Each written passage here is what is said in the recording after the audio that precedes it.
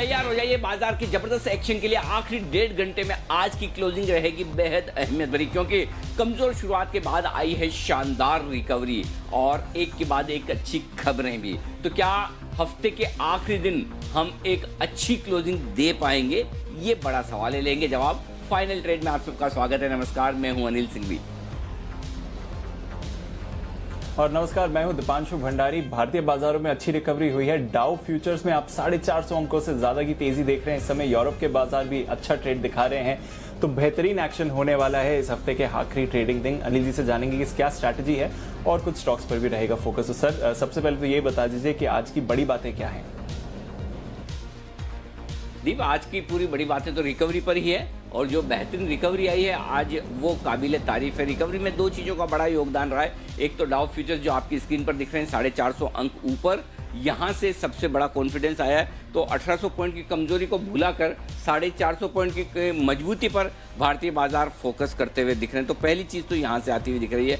दूसरी चीज़ जो भारतीय बाजारों के लिए बेहतरीन हुई है वो सुप्रीम कोर्ट का फैसला, जिसके चलते भी काफ़ी मूड माहौल सुधरा है। लेकिन न सिर्फ निफ्टी बल्कि बैंक निफ्टी में अच्छी रिकवरी निचले स्तरों से आती हुई दिखी। तो दोनों ही इंडेक्स मजबूती के साथ ऊपर आए हैं। सुप्रीम कोर्ट का जो फैसला आया है ईएमआई के मोरेटोरियम पर, ब्याज के मोरेटोरियम पर, वो भी बाजार को खुश करने वाला है और कह सकते हैं काफ़ी हद तक बैंक्स के लिए राहत की बात है, और वहीं से आपको मजबूती आती हुई दिख रही। तो ओवरऑल निचले स्तर पर कमजोरी के साथ शुरुआत होने के बाद रुझान खरीदारी का है। हाँ, अब भी कहने के लिए आप कह सकते हैं बैंक और आईटी शेयरों में बिकवाली है, लेकिन बिकवाली कम, खरीदारी ज़्यादा है। और अच्छी बात है कि निचले स्तरों से बाजार रिकवर होते हुए आ भी रहे हैं। जी दीप।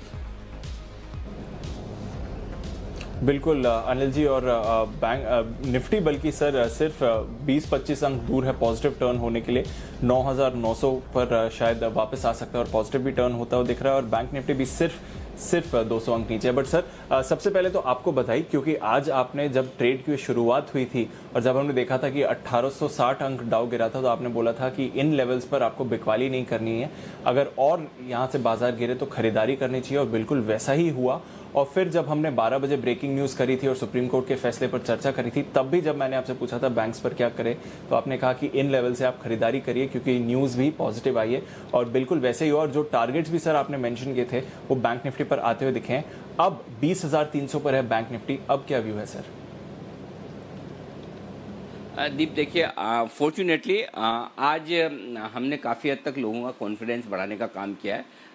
और मैं ये कह सकता हूँ कि लोगों की ये शिकायत दूर हो गई होगी कि हम सिर्फ कमज़ोरी की बात करते हैं, मौके की बात करते हैं। अगर मौका खरीदारी का है तो खरीदारी की बात करेंगे, मौका बिकवाली का है तो बिकवाली की बात करेंगे। और आज वैसा ही एक बढ़िया मौका खरीदारी का नज़र आ रहा था, इसलिए हमने कहा कि 9,500 9,600 की रेंज में जहाँ खुले वहाँ शॉर्ट काटिए, वहाँ से खरीदारी भी करनी चाहिए। 9,825 तक के टारगेट के लिए खरीदारी की बात की थी, वो सारे के सारे टारगेट आपके आ चुके हैं। 9,825 बैंक निफ्टी, आपको याद होगा बैंक निफ्टी भी हम यही कह रहे थे कि 19,650 19,850 बहुत बढ़िया रेंज है जहाँ पर खरीदारी करनी चाहिए। वापस 20,000 20,300 मिनिमम ये आपको दिखेगा। और सबसे बढ़िया बात है कि जब सुप्रीम कोर्ट का फैसला आया था और उस समय आप और मैं दोनों वापस से हम जुड़े थे, और तब आई डोंट नो बहुत लोगों ने शायद मिस किया। एक्चुअली मेरा उस समय जुड़ने के पीछे मकसद भी यही था कि मुझे साफ नज़र आता था कि बैंक निफ्टी यहाँ से भागने को तैयार है। तब 20,000 के आसपास बैंक निफ्टी के फ्यूचर्स थे, तो हमने 19,050 20,050 की रेंज में आपको खरीदारी की राय दी, 19,750 के स्टॉप लॉस के साथ। 20,300 से लेकर 20,500 तक के टारगेट के लिए, तो 20,300 का पहला टारगेट आ चुका है।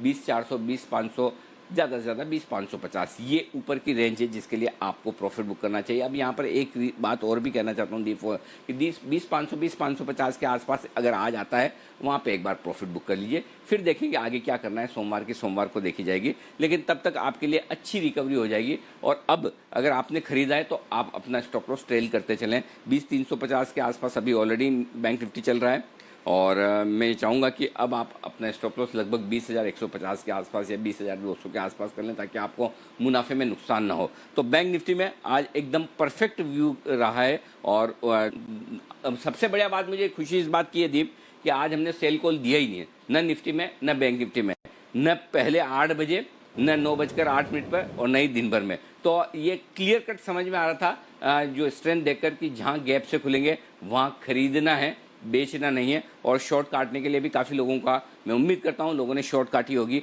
और ख़रीदारी भी की होगी। जी दीप। बिल्कुल। तो नज़र रखते हैं इन डेवलपमेंट्स पर, बट अनिल जी ने आपको सुबह भी कहा था खरीदारी करनी चाहिए इन लेवल्स पर, और जब ब्रेकिंग न्यूज़ आई और हमने देखा किस तरह का सुप्रीम कोर्ट ने व्यू लिया है पूरे मॉरेटोरियम इशू पर, तब भी कहा था खरीदारी करनी चाहिए और वहां से भी टारगेट्स आते हुए दिखे हैं।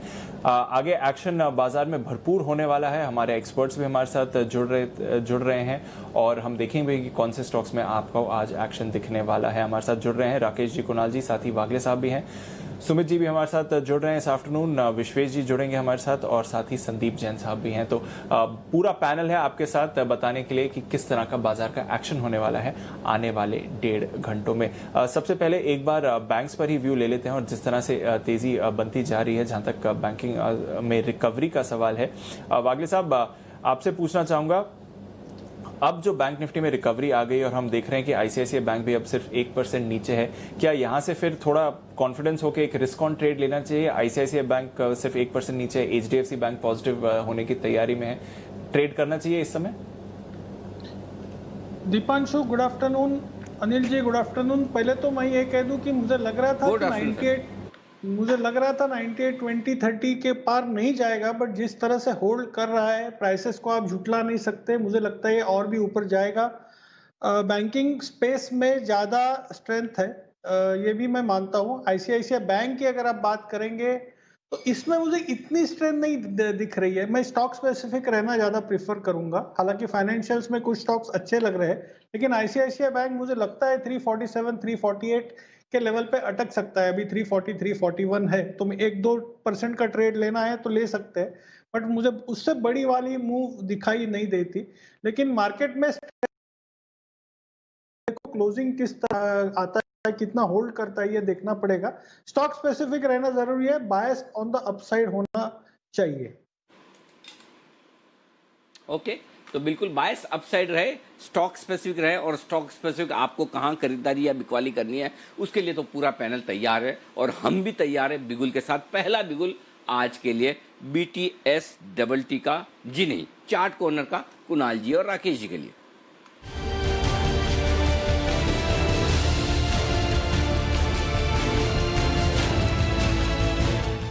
बताएं सर। अनिल जी, खरीदारी की राय है मुथूट फाइनेंस पर। स्टॉक लगभग 0.25% ऊपर है। ओपन इंटरेस्ट में 7.5% का इजाफा है। सबसे ज्यादा रिटेलर की शॉर्ट सेलिंग मुथूट के अंदर हुई थी और ये स्टॉक अपने ऑल टाइम हाइस के पास खड़ा है। Short covering plus fresh longs का कैंडिडेट है और अच्छा खासा उछाल दिखा सकता है। ओवर टू कुणाल जी। अनिल जी, देखिए, बहुत ही बेहतरीन टेक्निकल्स हैं। जिस तरह इस स्टॉक ने एक आउट परफॉर्मेंस दिखाई है, जहां हम सारे एनबीएफसीज को स्ट्रगल करते हुए देख रहे हैं, ये स्टॉक नए कीर्तिमान, नए हाइस बनाने के लिए तैयार हो रहा है। तो मुथूट को बाय करके चलें। यहाँ पर अनिल जी एक और कारण इसका ये भी है कि बहुत सारे बैंक अब लोगों को लोन देने से कतरा रहे हैं और ऐसे में लोगों को अपना गोल्ड गिरवी रख करके लोन लेना पड़ रहा है। तो इससे मुथूट का बिजनेस भी बहुत बड़ा है, स्ट्रक्चर बहुत स्ट्रांग है। यहाँ पर बाय करके चलें। यहाँ पर 968 रुपए पर 968 पर स्टॉप लॉस रखना है। 968 का स्टॉप लॉस होगा। पहला टारगेट 993 का और दूसरा टारगेट 1012 का टारगेट होगा। 993 1012 के टारगेट के लिए बाय करना है मुथूट फाइनेंस को। मुथूट फाइनेंस खरीदें, गोल्ड लोन देने वाली कंपनी। 968 968 के स्टॉप लॉस के साथ 993 और 1012, ये दो वो लेवल है जिसके लिए करनी है खरीदारी।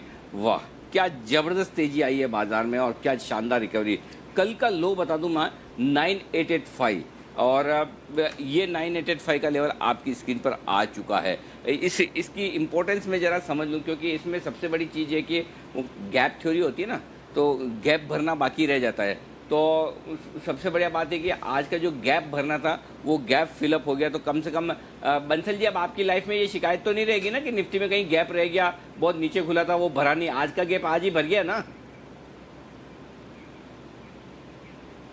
देखिए अनिल जी, लाइफ तो फुल ऑफ कंप्लेंट, शिकायतों की रहती है। और मेरी शिकायत अनिल जी बाजार से नहीं, मेरी शिकायत अनिल जी आपसे है। आप गैप थ्योरी भी सीख रहे हैं, सुबह एल्गो भी सीख रहे थे। अगर आप और दीपांशु सब कुछ सीख लेंगे तो अनिल जी हम लोग क्या करेंगे? नहीं, मैं बस आपको देख देख के सुन सुन के कुछ ना कुछ सीख लेता हूँ। शब्द दिमाग में बिठा लेता हूँ, लेकिन वाकई में जो रिकवरी आई है वो काबिल तारीफ है, बहुत बढ़िया। सबसे बढ़िया बात है कि आज हमने कहीं किसी को शॉर्ट करने के लिए कहा नहीं। अब भी बैंक निफ्टी पर 20,500 20,550 तक के टारगेट हैं, वो आपको ट्रेलिंग स्टॉप लॉस के साथ होल्ड करते चलिए। 20,450 तक आ गया है, 20,300 पर स्टॉप लॉस ले आइए, तो ये बेहतरीन रिकवरी होती हुई दिखी। किसी को कोई कंप्लेन नहीं होनी चाहिए आज के बाजार से। जैन साहब क्या कहेंगे आप?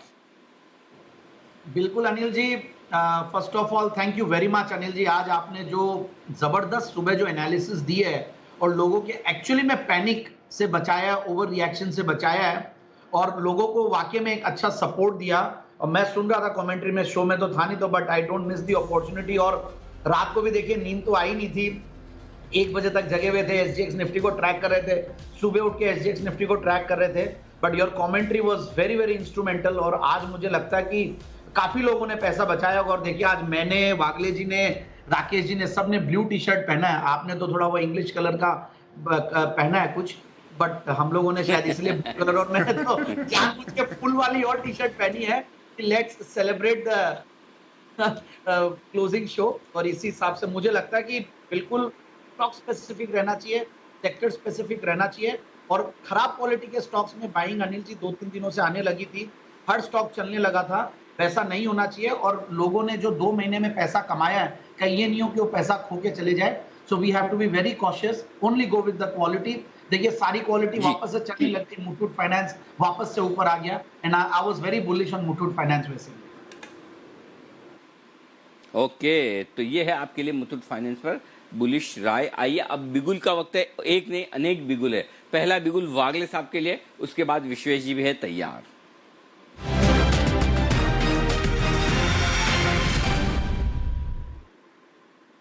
बताएं सर। अनिल जी मैंने मॉर्निंग में कहा था अगर मैं लॉन्ग कॉल दूं तो आप ब्लॉक कर देना, तो कृपया वो ना करें। लेकिन मुझे लगता है ये कॉल मिलेगा नहीं, ये कॉल हाथ में आएगा नहीं, क्योंकि इसमें प्राइस की मूव आई है और मैं लोगों को ऊपर में दिलवा के ट्रैप नहीं होना चाहता। इसके लिए मैं ये कॉल विड्रॉ कर रहा हूँ। मैं कॉल बोल देता हूँ, ये कॉल था नौकरी में और हमने हमारे क्लाइंट को 282025 में दिया है। अभी 30 रुपए की मूव ऑलरेडी आ गई, तो यहाँ पर ना ले। अगर करेक्टिव मूव आती है 20, 25, 30 रुपए की, 2830, 2810 ये रेंज में आता है तो ले लीजिए। मेरा 2900 का टारगेट है और उसके ऊपर मुझे लगता है पोजिशनली ये 3000 के पार जाना चाहिए। ओके, तो 3000 के पार निकलने की तैयारी है। इन्फो एज नीचे आए तो खरीदें 2810, 2830 के आसपास, वहां पर खरीदारी करने के लिए आए तो लगे हाथ। तब स्टॉप लॉस भी बता दो सर, अगर 2810 आता है कोई खरीदे तो स्टॉप लॉस तब क्या रखना है? 2780 का स्टॉप लॉस रखना है और पोजिशनली कोई कैरी करता है 1, 2, 3 दिन से, मुझे लगता है ये 2950 से 3000 तक जा सकता है। हाँ, तो अब क्या आपको बार बार पूछना नहीं पड़ेगा ना, सब कुछ हो गया, लिख लिया 2900 और 3000 हो जाएगा। अब तो मतलब हमने नोट कर लिया है सारा।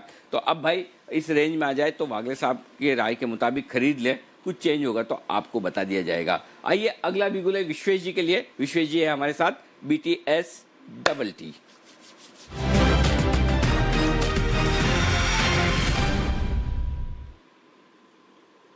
जी सर बताएं। देखिए अनिल जी, मेरे हिसाब से आज के दिन में जो कल हमारी बात हुई थी फोन पे और मैंने ये कहा था कि 9500 9580 की रेंज में आ सकता है, 9580 का सपोर्ट बना है। That was actually a previous gap area हमने का। तो अब मुझे लगता है कि यहाँ से अपने बेस को टच करके मूव कर रहे हैं, उसमें मूव आ सकता है। तो स्टॉक का नाम है IndusInd bank. IndusInd bank future में भी 517 के आसपास चल रहा है। मुझे लगता है कि आज के दिन में जो लो बना है 490 का इंडसइंड बैंक, वो बहुत ही ब्यूटीफुल लो है। और मुझे लगता है कि जिस हिसाब से बैकग्राउंड में बाइंग हुई है अक्रॉस द बैंकिंग सेक्टर और जिस हिसाब से मूव आ रहा है, मुझे बहुत स्ट्रॉन्ग यकीन है कि ये शॉर्ट टर्म में यहाँ से बहुत जोर से चल सकता है। लेकिन आपको थोड़ा सा होल्ड करना पड़ेगा पोजीशन को 3 से 4 दिन को। मुझे लगता है कि 490 के आसपास जब भी आए तब खरीदिए। 580 का पोजिशनल स्टॉप लॉस रखिए। बड़े टारगेट है यहाँ पे 600 रुपए और 640 रुपए के टारगेट है। मुझे लगता है इंडसइंड बैंक लार्ज कंसोलिडेशन में से निकला है। सुबह भी मैंने रिकमेंड किया था 490 के आसपास, वहां से चल चुका है।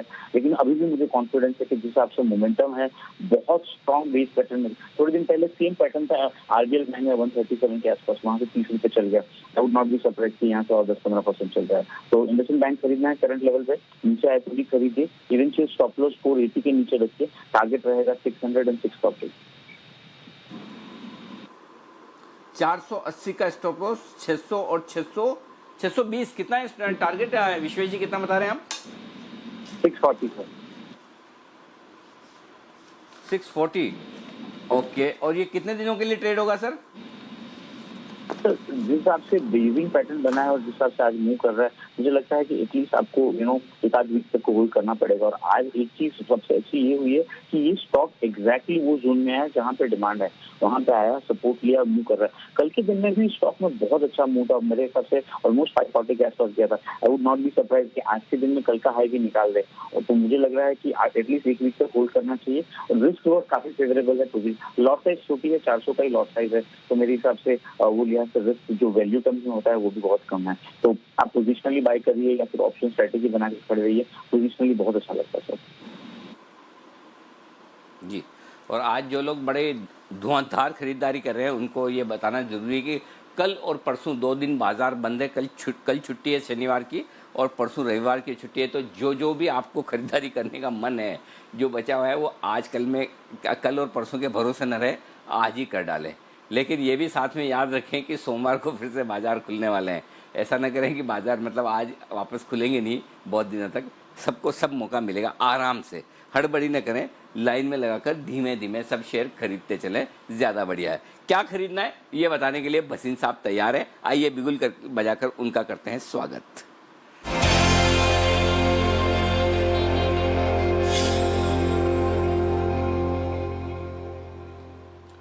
बताएं सर। भसीन साहब स्वागत है आपका। सर रिकवरी हो चुकी है, बढ़िया, फर्स्ट क्लास, शानदार, हरे निशान में आने की तैयारी में। सर यही तो शेयर बाजार है, मंदी और तेजी दोनों है, दोनों तरफ का फायदा लीजिए। सोमवार को आपको कहा था 700-800 पॉइंट की करेक्शन आएगी, वो आ गई। अब आपने आज ले लिया तो बहुत अच्छा। First dip is always bought, so be prepared. This is a trading market, दोनों तरफ का फायदा उठाइए। लेकिन यहाँ पे आपको रुझान भी दिख रहा है कि हर आदमी आपकी छोड़ने नहीं वाला, अगर उसको मौका मिले 9,500 के पास देने को तैयार है। तो अनिल जी आप कहें तो मैं सुबह का अपडेट दे दूं पहले, फिर आपके पास आगे के आज के कॉल दूं। जी सर प्लीज। तो 3 सुबह कॉल दी थी, गेल दिया था आपको 9250 93 पे, उसका 97 टारगेट हो चुका है। 98 to 100 का टारगेट था, प्रॉफिट बुक कर लिया 97 इंट्राडे ट्रेडर। बीपीसीएल आपको 367 रुपए पे दिया था, 388 का टारगेट 376 हो गया है, अभी भी रखिए। BPCL is the biggest beneficiary of जो क्रूड के प्राइसेस हमने यहाँ बढ़ा दिए और ग्लोबली जो वीकनेस है। इंट्राडे वाले के लिए 377 आज हिट हो गया, अगर बुक करना है करिए। 68.5 में बीईएल किया था 75 के टारगेट, आज वो 72 हिट कर गया। इंट्राडे ट्रेडर के लिए प्रॉफिट बुक करिए। 3 लार्ज कैप पिक्स जो मैं आपके साथ बहुत समय से कह रहा हूँ, श्रीराम ट्रांसपोर्ट जो आज फिर आपको मौका देगी और आज टॉप गेनर है, लीजिए। 750 का टारगेट होएगा इसका by the end of July. SBI life आज सुबह फिर मौका था 725 पे, 850 का target by the end of July. और मैं कह रहा हूं अब आपके लिए मैं 2 पिक्स देने वाला हूं, जो आप कहें तो मैं आगे चलूं सर। जी सर प्लीज बताएं। दोनों खरीदारी की होगी ऐसा लग रहा है मुझे। हाँ सर दोनों खरीदारी की है। पहला है पीईएल, पिरामिड एंटरप्राइज, इनकी फार्मा डिवीजन बिक रहा है और इनकी जो कॉस्ट ऑफ मनी है वो लोएस्ट है। They have cleansed their books और अब मुझे लगता है जो अगेन राइजिंग जो यील्ड्स पे क्रेडिट एक्सपेंशन होएगा, pyramid is best price for that. 1055 का भाव है, आज का लो 1025 का है, 1027 का बॉटम स्टॉप लॉस रखिए और 1100 का टारगेट। दूसरा पिक है सर आरईसी, 7.5%, 8% डिविडेंड यील्ड है, 104 4.5 का भाव है। इसमें आज का लो रखिए 101.60, 112 से 114 का टारगेट आरईसी में सर। ओके तो ये 2 पिक हैं आपके जहाँ पर खरीदारी करने की राय है वसीम साहब की तरफ से। पिरामल एंटरप्राइजेज यहाँ पर करें खरीदारी, 1027 का स्टॉप लॉस लगाइए, 1100 के टारगेट के लिए यहाँ पर खरीदारी करनी है। और REC या 104.5 के आसपास खरीदिए, 101 रुपये 60 पैसे का स्टॉप लॉस लगाकर रूरल इलेक्ट्रिफिकेशन कॉर्पोरेशन ये खरीदना है 112 114 के टारगेट के लिए। 2 ही पिक्स हैं सर। ओके ठीक है, तो बस ये 2 पिक्स हैं आपके लिए बसीन साहब की तरफ से। ओके तो यहाँ पर और 3 बजे के बाद बसीन साहब से फिर मुलाकात होगी, तब आपको मिलेंगे कुछ बेहतरीन BTST कॉल्स बसीन साहब की तरफ से। इस बीच एक और मेरे ख्याल से कॉल यहाँ पर आने की तैयारी में, जी हाँ, कुणाल जी और राकेश जी की तरफ से चार्ट कॉर्नर।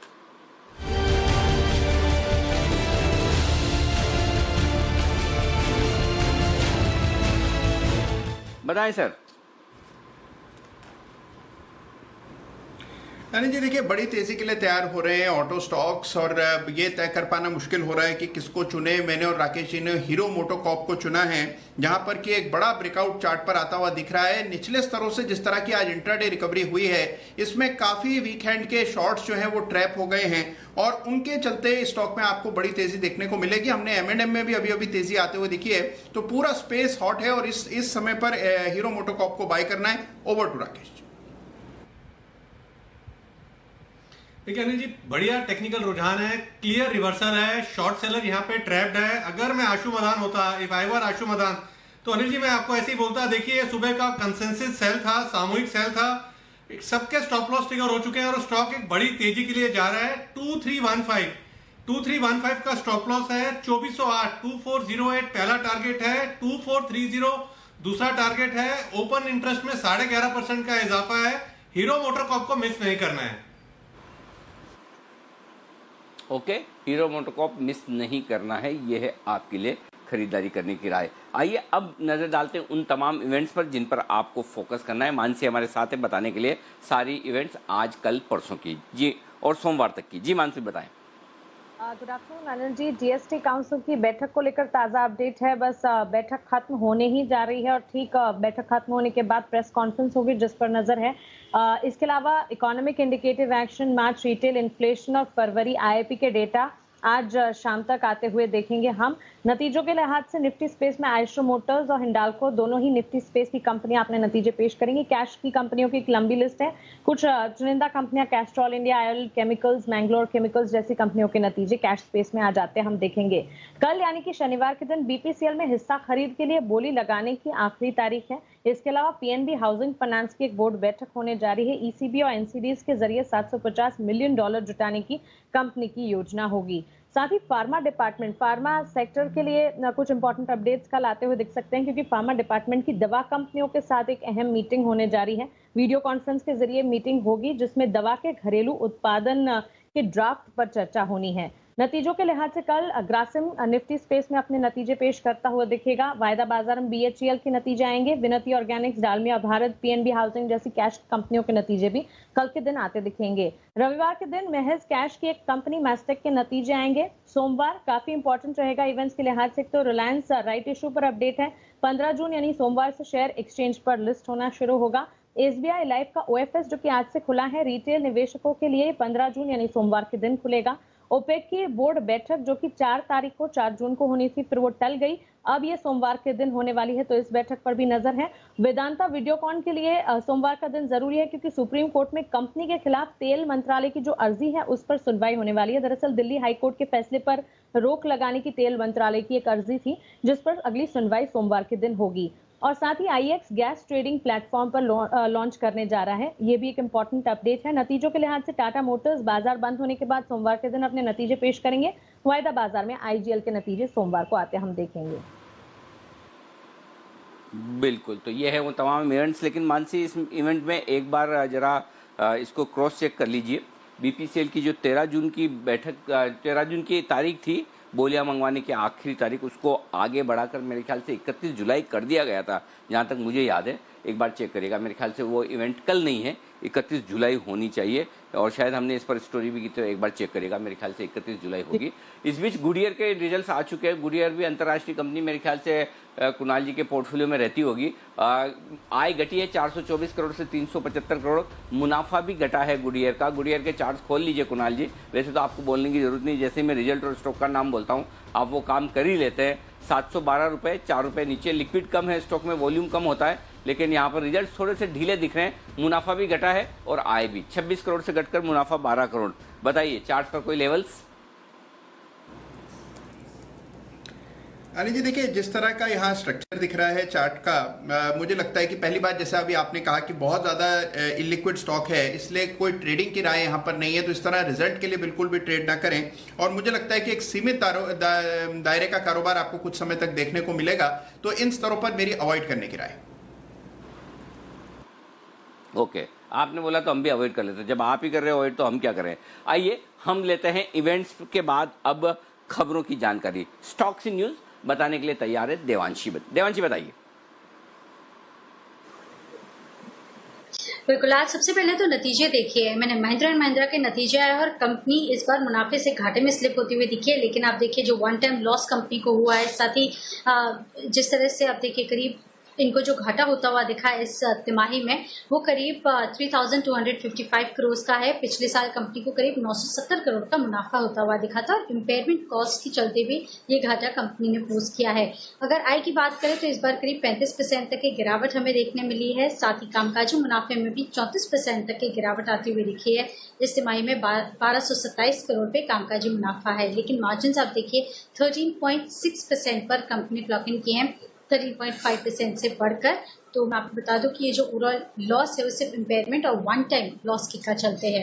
आज बैंक्स और एनबीएफसी ये सब देख रहे हैं फोकस में है, क्योंकि लोन मॉनिटोरियम मामले पर जो सुनवाई है अब 17 जून तक टल चुकी है और साथ ही सुप्रीम कोर्ट ने ये भी कहा है कि ब्याज माफी पर पूरी तरह से ब्याज माफ करने पर विचार नहीं कर रहे हैं, लेकिन इसके ऊपर बातचीत करके फिर अब 17 जून को ये सुनवाई होती हुई दिखेगी।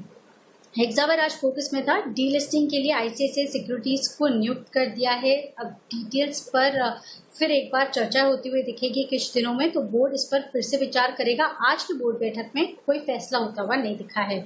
मारुति सिलेरियो ये जो कार है इनकी, इसमें V6 वर्जन जो है वो कंपनी ने लॉन्च किया है, ये वेरिएंट, इस पर नजर रखें। और साथ ही ब्लॉक डील्स में आज दो कंपनीज हैं, फोर्टिस हेल्थ और गुजरात पिपावाव। फोर्टिस हेल्थ में करीब 20 लाख शेयर्स हैं जो 120 रुपए प्रति शेयर पर आज ट्रेड होते हुए दिखे। गुजरात पिपावाव में 13.5 लाख शेयरों का आज सौदा हुआ है, 74 रुपीज 15 पैसे प्रति शेयर के भाव पर। इसके ऊपर आज थोड़े से सेंटिमेंटल मूव आते हुए दिखे। बिल्कुल, तो कई सारे स्टॉक्स हैं जहां पर हमने एक्शन देखा है आज बाजार खुलने के बाद। 9,900 पर वापस आ गया है निफ्टी। अब सस्टेन करेगा कि नहीं? बैंक निफ्टी भी होल्ड कर रहा है 20,400 के ऊपर। समय है अनिल जी की स्ट्रैटेजी का।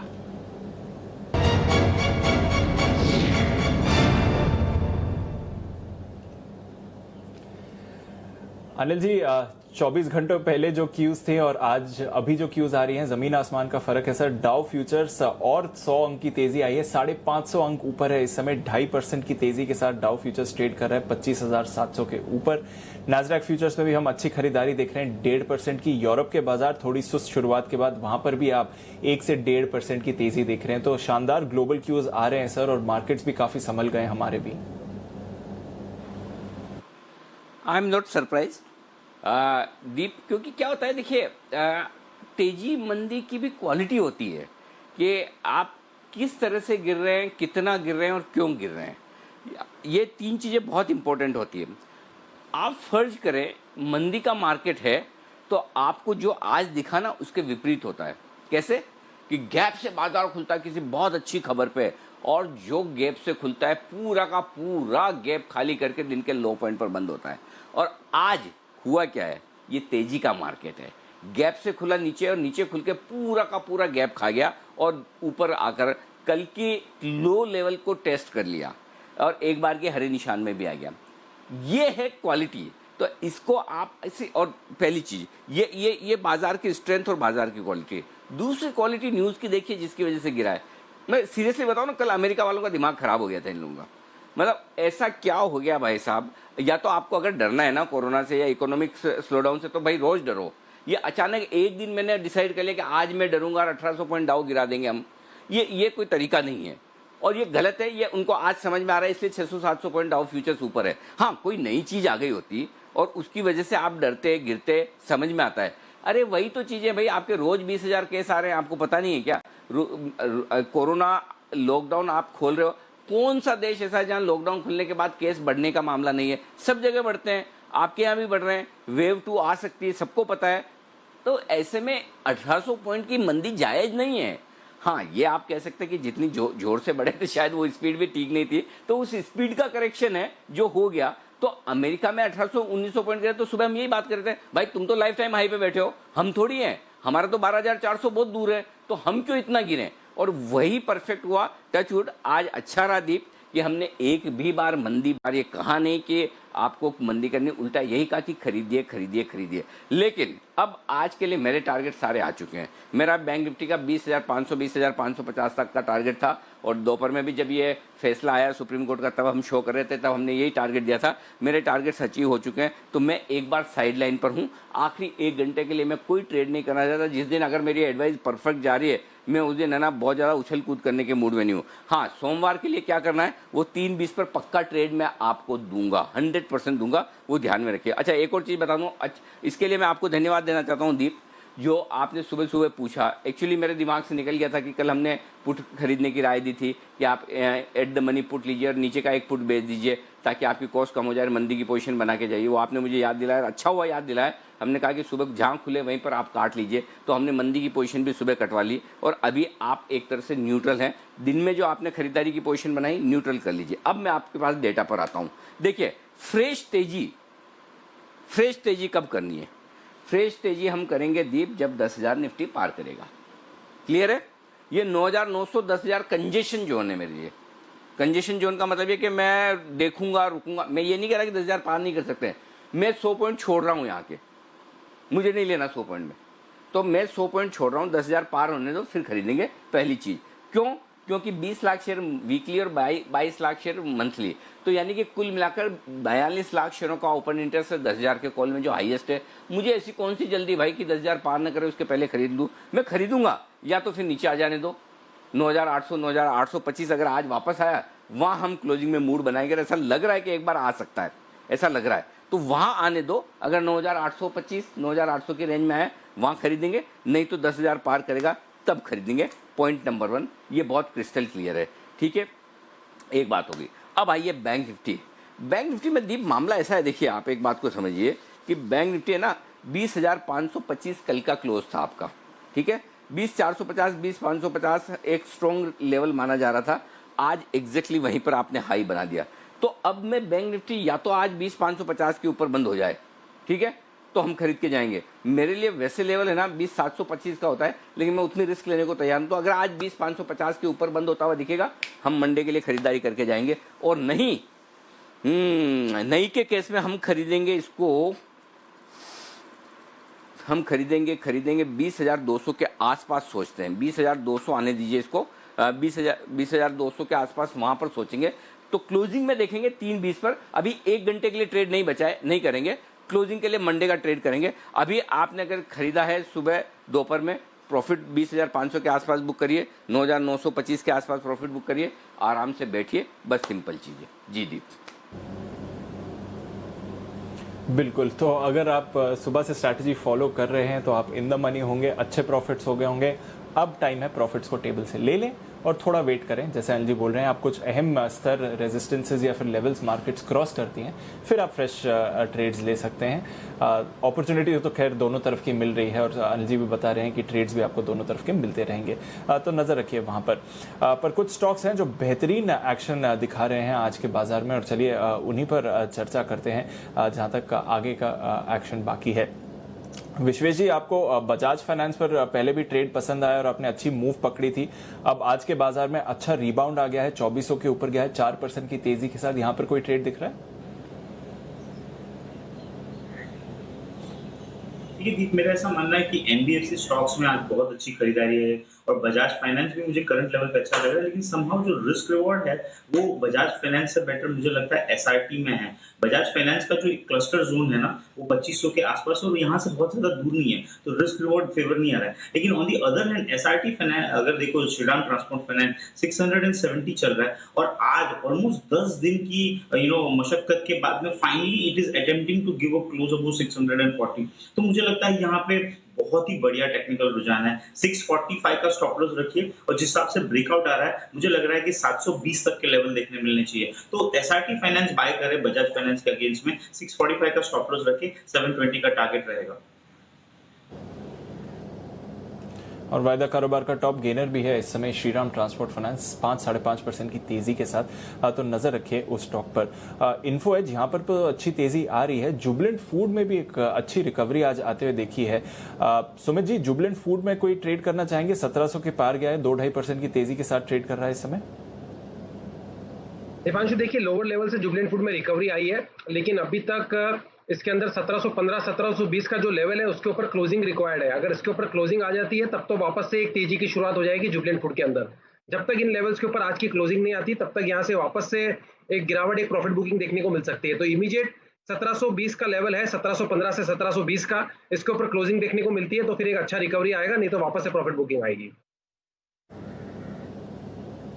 ठीक है, चलिए देखते हैं अगर इन लेवल्स जहां पर है यहाँ पर या इसके ऊपर क्लोजिंग होती है तो फिर अच्छी तेजी आपको बनती हुई दिखेगी। बट वैसे डेज हाई पर दिख रहा है। Bansal ji, high beta return आता हुआ दिख रहा है मार्केट्स में और अच्छे गेन्स हो रहे हैं। एनसीसी यहाँ पर भी हमने अच्छी तेजी देखी है, 2-2.5% ऊपर है, वापस उस 30 रुपए के स्तर पर आ गया है। अब यहाँ से कुछ और ट्रेड बनेगा एनसीसी में?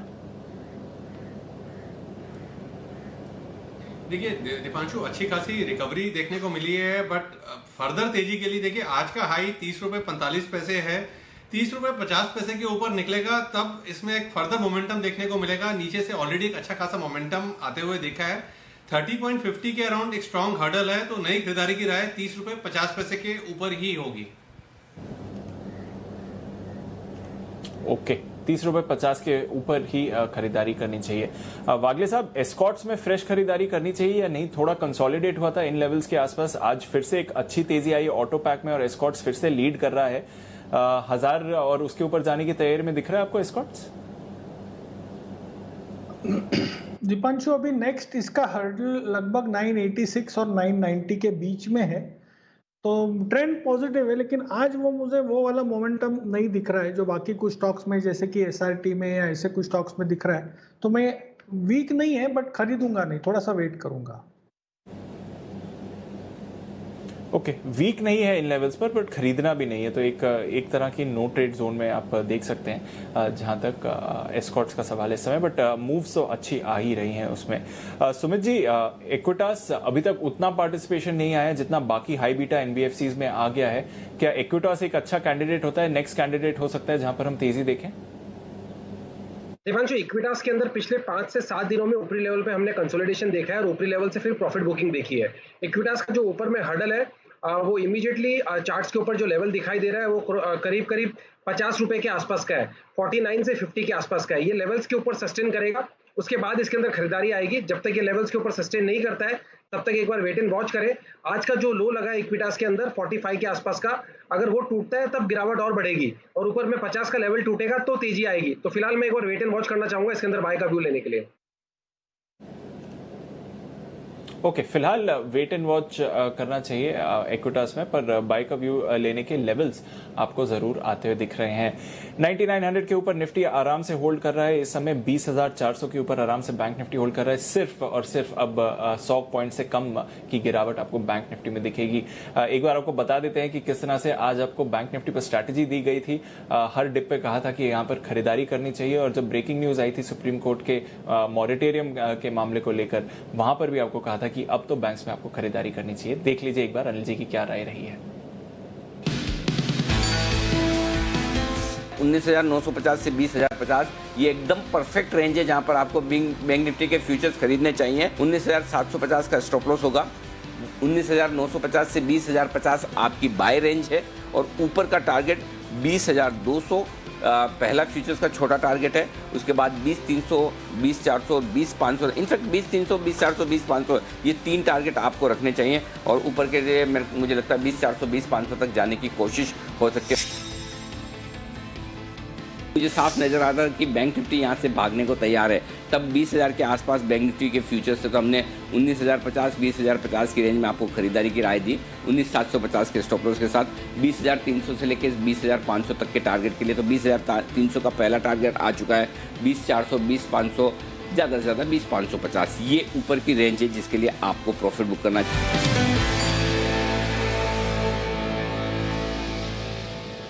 बिल्कुल, और अनिल जी सटीक रही स्ट्रैटेजी। जिस तरह से जो रिस्की स्टॉक्स है वहां पर एक बार फिर से बेट्स बनती हुई दिख रही हैं सर। अब क्या लग रहा है कि जो लीड करेंगे वो क्या होगा, जो क्वालिटी नेम्स हैं या फिर हाई बीटा, किधर ज्यादा एक्शन देखने को मिलेगा? जी दीप, इसमें 2 चीज़ थी एक्चुअली। क्या था कि सुबह आज बाय कॉल्स देने के पीछे एक तो कारण हमने अभी जो डिस्कस किया, दूसरा, मैं बाय कॉल के लिए इंतज़ार भी इस चीज़ का कर रहा था कि सुप्रीम कोर्ट का फैसला क्या आता है, लेकिन सुप्रीम कोर्ट का फैसला पॉजिटिव साइड पर आना चाहिए, ये एक अंदाज़ा था। और वो अंदाज़ा सिर्फ इस विश्लेषण पे था कि अगर आप जो लोग कर्ज ले रहे हैं उनका ब्याज माफ़ करेंगे तो फिर जो डिपॉजिट दे रहे हैं क्या उनका भी ब्याज माफ़ करेंगे, जब आपने डिपॉजिट रखा आपको ब्याज नहीं मिलेगा, ऐसा नहीं कर सकते ना। तो लॉजिक से जाएं तो वो बात बैठती थी, इसलिए दिमाग में ये क्लियर था कि शॉर्ट तो नहीं करना है, राइट, लेना है। और लेना कब है, या तो सुबह अपना लेवल मिल गया तब ले लीजिए, या फिर सुप्रीम कोर्ट का फैसला आने के तुरंत बाद लीजिए। तो सुप्रीम कोर्ट का फैसला आने के बाद तुरंत ही ले लिया। तो एक चीज़ क्लियर है कि ज़रूरी नहीं कि ओपनिंग और क्लोजिंग वाले शो में ही आपको बढ़िया एंट्री मिले। अब दिन में अगर अच्छा मौका था और उस वक्त आप और मैं ही शो कर रहे थे, आई एम श्योर कि उस समय जो भी हमारे व्यूअर्स हमारे साथ रहे होंगे। और बहुत बढ़िया लेवल था, 19,950 20,050 में फ्यूचर्स चल रहे थे। सोचिए वहाँ से 400-500 पॉइंट फ्यूचर ऊपर आ गए। ये जो कुछ भी हुआ ना आज इंडिया में और अमेरिका में कल देर रात को, ये ना वो अम्फान तूफान जो आया था ना उस जैसा हो गया। तो मतलब मालूम है कि तूफान आ रहा है, सब लोग अलर्ट है। नुकसान जो करके गया पश्चिम बंगाल उड़ीसा में कर दिया, मतलब वो ज़्यादा नुकसान उस तरह का अमेरिका में हुआ। हम मुंबई में, हमें लगा हमें भी नुकसान होगा, हमने तैयारी रखी थी, हमारे यहाँ आया, थोड़ी देर के लिए नुकसान हुआ, हम रिकवर हो गए, पता ही नहीं।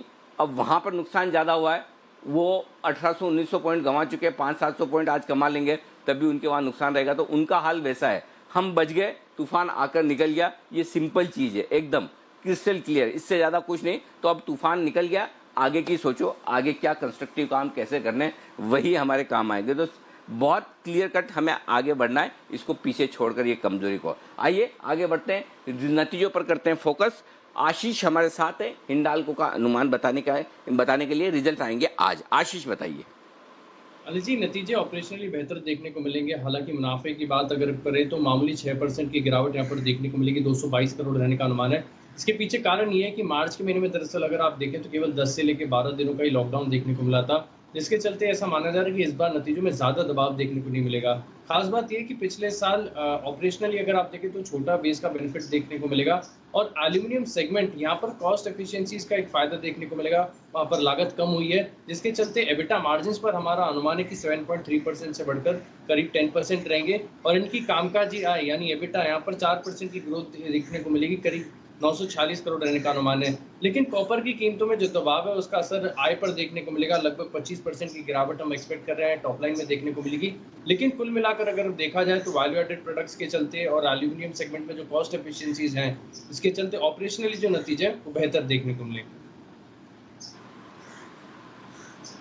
ओके, तो ऑपरेशनली नतीजे बेहतर है। हिंडाल्को में विश्वेश जी, रिजल्ट के पहले कोई ट्रेड लेंगे आप तेजी मंदी का, या फिर जाने दे, कल की कल देखी जाएगी, आई मीन मंडे?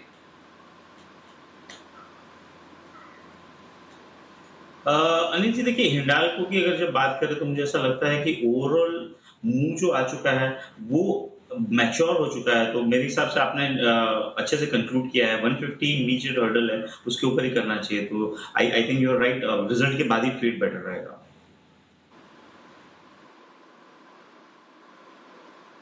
ओके, ठीक बात है, रिजल्ट के बाद लेना ज़्यादा ठीक रहेगा, ये अच्छा आपको नज़र आ रहा है इस वक्त। ओके, आइए और स्टॉक्स जो मजबूत हो रहे हैं उनमें एक है आइडिया। आइडिया पर राय लें, फिर से 10 रुपये पर आया है। बंसल जी, आइडिया के डॉक्टर तो आप ही हैं, बताइए क्या कुछ सलाह इसके बारे में?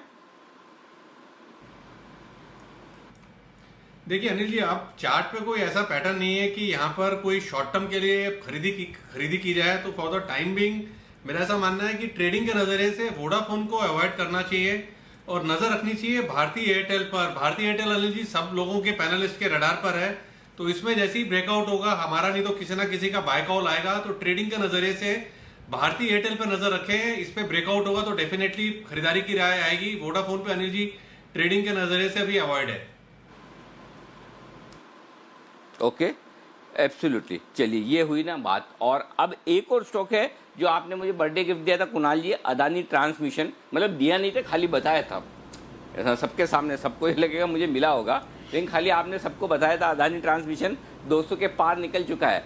मतलब मेरे लिए और कितना नोशनल मनी में गिनता रहूं, मतलब कि अगर मैंने ले लिया होता तो मेरे इतने बन जाते, मैंने ले लिया होता तो इतने बन जाते, तो और कितना बढ़ेगा ये? अनिल जी देखिए, डेफिनेटली बढ़ेगा। और जिस तरह का स्ट्रक्चर है, जैसे हमने सवेरे कहा था कि इसमें बहुत अच्छा एक वॉल्यूम एडिशन देखने को मिल रहा है, तो अनिल जी देखिए, एक शॉर्ट टर्म अगर किसी का व्यू है तो जो पहला टारगेट हमारा है 215 के आसपास, वहां तक ये स्टॉक जाना चाहिए और इवेंचुअली इसमें 225 235 के लेवल्स भी देखने को मिलेंगे, तो बिल्कुल होल्ड करके रखें। अभी आपको और मुनाफा देखना है अनिल जी। ओके, परफेक्ट, ये हुई ना बात। ओके, दूसरा स्टॉक, अब आगे बढ़े उससे पहले राजेश जी में ऑप्शन की स्ट्रेटेजी लेना चाहते हैं और विश्व लेना चाहते हैं बीटीएसटी। तो पहले एक काम करते हैं, विश्वेश जी का बीटीएसटी ले लेते हैं। राजेश जी 2 मिनट रुकेगा फोन लाइन पर, इधर उधर जाइएगा मत, काटिएगा भी मत।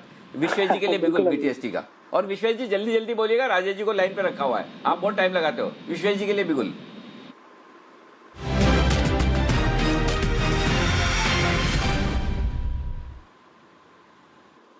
हाँ विश्वेश जी, पहले फटाफट लेवल्स बता दो, फिर विस्तार में आगे वापस आ जाऊंगा मैं आपके पास। बताइए सर। पक्का वापस आइए। खरीदना है बंधन बैंक, 277 चल रहा है, 270 का स्टॉप लॉस रखिए और 300 रुपए का एक ही टारगेट रहेगा। परफेक्ट। तो बंधन बैंक में, ये बंधन से मुक्त होने वाला है, मंदी के तेजी होने वाली है 270 के स्टॉप लॉस के साथ 300 के टारगेट के लिए। विश्वेश जी इंतजार कर रहे हैं, वापस पहुंचेंगे, तब तक बिगुल राजेश पालिया जी के लिए छोटा ऑप्शन बड़ी कमाई का।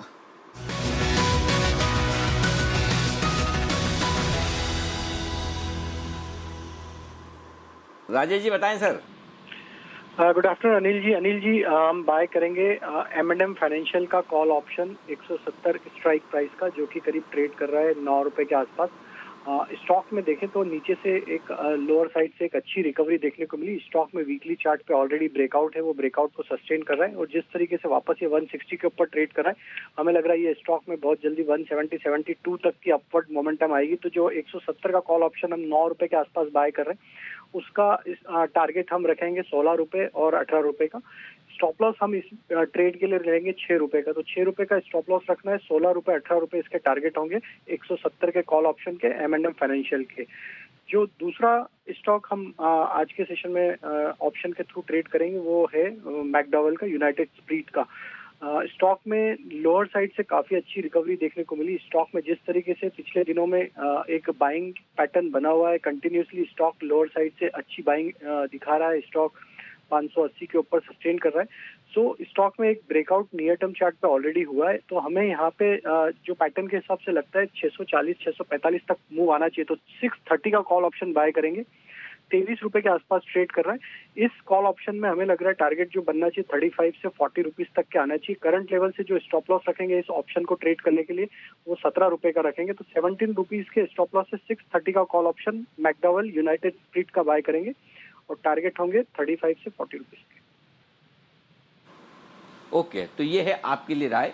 M&M फाइनेंस में खरीदारी करनी है आपको, 170 वाला कॉल ऑप्शन 9 रुपए में लीजिए, 6 रुपए का स्टॉप लॉस, 16 से 18। मैकडॉवेल यानी कि यूनाइटेड स्पिरिट्स, यहाँ पर करें खरीदारी, 630 रुपए वाला कॉल ऑप्शन लीजिए, 23 रुपए के आसपास मिल रहा है, 17 रुपए का स्टॉप लॉस लगाइए, 35 से 40 रुपए के टारगेट के लिए। शुक्रिया राजेश जी, 2 बेहतरीन ऑप्शन देने के लिए, धन्यवाद आपका। ओके, ये है आपके लिए बेहतरीन ऑप्शन। अब आइए, बंधन बैंक क्यों खरीदना है, विश्वेश जी बताइए।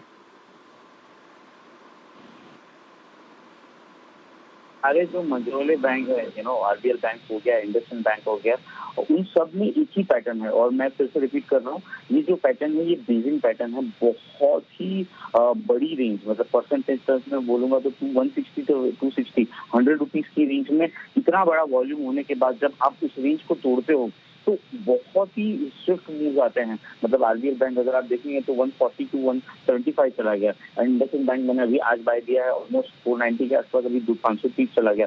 तो ये सारे स्टॉक में यही है, बंधन bank, IndusInd bank, RBL bank. तो मुझे लग रहा है कि ये जो बेजिंग पैटर्न में से निकल रहा है ये बहुत ही बुलिश साइन है। लास्ट ऑलमोस्ट 2-3 महीने से बंधन बैंक 260 के आसपास फेल हो जाता है। लास्ट 5 दिन में first time it is attempting to go above 260। That means 260 in my opinion is a very very good level, जिसके ऊपर में क्लोज आज आ जाएगा, 100% आ जाएगा। तो अगला लेवल निकल के आ रहा है वो डेफिनेटली 300। तो मुझे लग रहा है डेफिनेटली न्यूज जी, मैं चाहूंगा आप मुझे बताएं कि क्या रीजन है कि ये छोटे बैंक जो बंधन बैंक है, इंडसइंड बैंक है, RBL बैंक।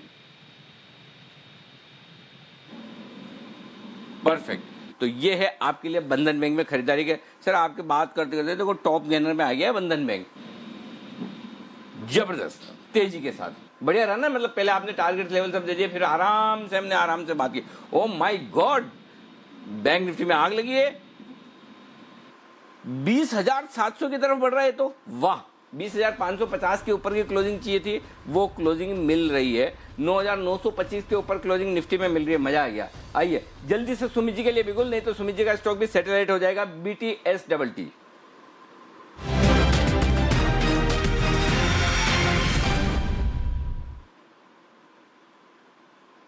बताएं सर।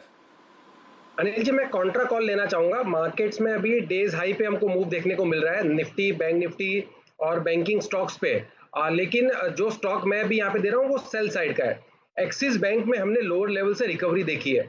एक्सिस बैंक ने आज जो डाउनवर्ड मूव दिया था उसका गैप फिल किया है, तो अभी ये यहाँ पे मेरे को ऐसा लग रहा है कि वापस से यहाँ पे सेल बनेगा। ये जो गैप फिल करने के बाद जो भी थोड़ी सी प्रॉफिट बुकिंग अगर मार्केट्स में आई तो एक्सिस बैंक यहाँ से अच्छा खासा गिरावट दिखाएगा। एक्सिस बैंक में यहाँ पे छोटे से स्टॉप लॉस से एक सेल का व्यू लेके काम करें। 410 411 इसका स्पॉट प्राइस है और मार्केट के ट्रेंड के अगेंस्ट कॉल है ये, क्योंकि मेरे को ऐसा लग रहा है कि इसका स्ट्रक्चर वीक है और पिछले 5 से 7 दिनों में एक्सिस बैंक ने ऊपरी लेवल पे रेजिस्टेंस फेस किया है और हमने सेलिंग प्रेशर देखा है। तो यहाँ पे एक्सिस बैंक में सेल का व्यू लेके काम करें। छोटा सा स्टॉप लॉस बनेगा इसके अंदर 415 से लेके 420 के आसपास का। 415 से 420 के स्टॉप लॉस से एक्सिस बैंक में यहाँ पे सेल का व्यू लेके काम करना है। नीचे में मेरे को लगता है जैसे ही 400 का लेवल टूटेगा तो उसके बाद मेरा कन्विक्शन स्ट्रांग होगा और फिर नीचे में 390 से लेके 380 तक का मूव नेक्स्ट वीक में एक्सिस बैंक में देखने को मिल सकता है। तो ये कॉन्ट्रा बेट है, यहाँ पे ट्रेड लिया जा सकता है। 390 से 380 के टारगेट के लिए 415 से लेके 420 के आसपास का स्टॉप लॉस लगाना है। सुमित जी यार कुछ भी बोलो, आप हो तो कमाल एकदम है, हिम्मत तो रखते हो, कुछ भी बोलो। मतलब मजबूत बाजार में कॉन्ट्रा कॉलर। और ये परसों भी आपने जो निफ्टी का दिया था कि एक्सपायरी 10,000 के नीचे होगी, उस समय मैं देख रहा था, मैंने कहा अच्छा, और क्या गजब का आपका कैलकुलेशन था। कॉन्ट्रा कॉल में आप भी माहिर हैं। देखते हैं, चलिए एक्सिस बैंक 412 पर बेचिए, 415 420 का स्टॉप लॉस लगाइए। 400 पहला टारगेट छोटा सा वाला समझ लीजिए, उसके नीचे गया तो गया, फिर 390 380 आ जाएगा। और ये है सुमित जी की तरफ से एकमात्र माफ कीजिएगा, एकमात्र आज के क्लोजिंग शो में शॉर्ट कॉल। आइए कुणाल जी राकेश जी के लिए चार्ट कॉर्नर का बिगुल।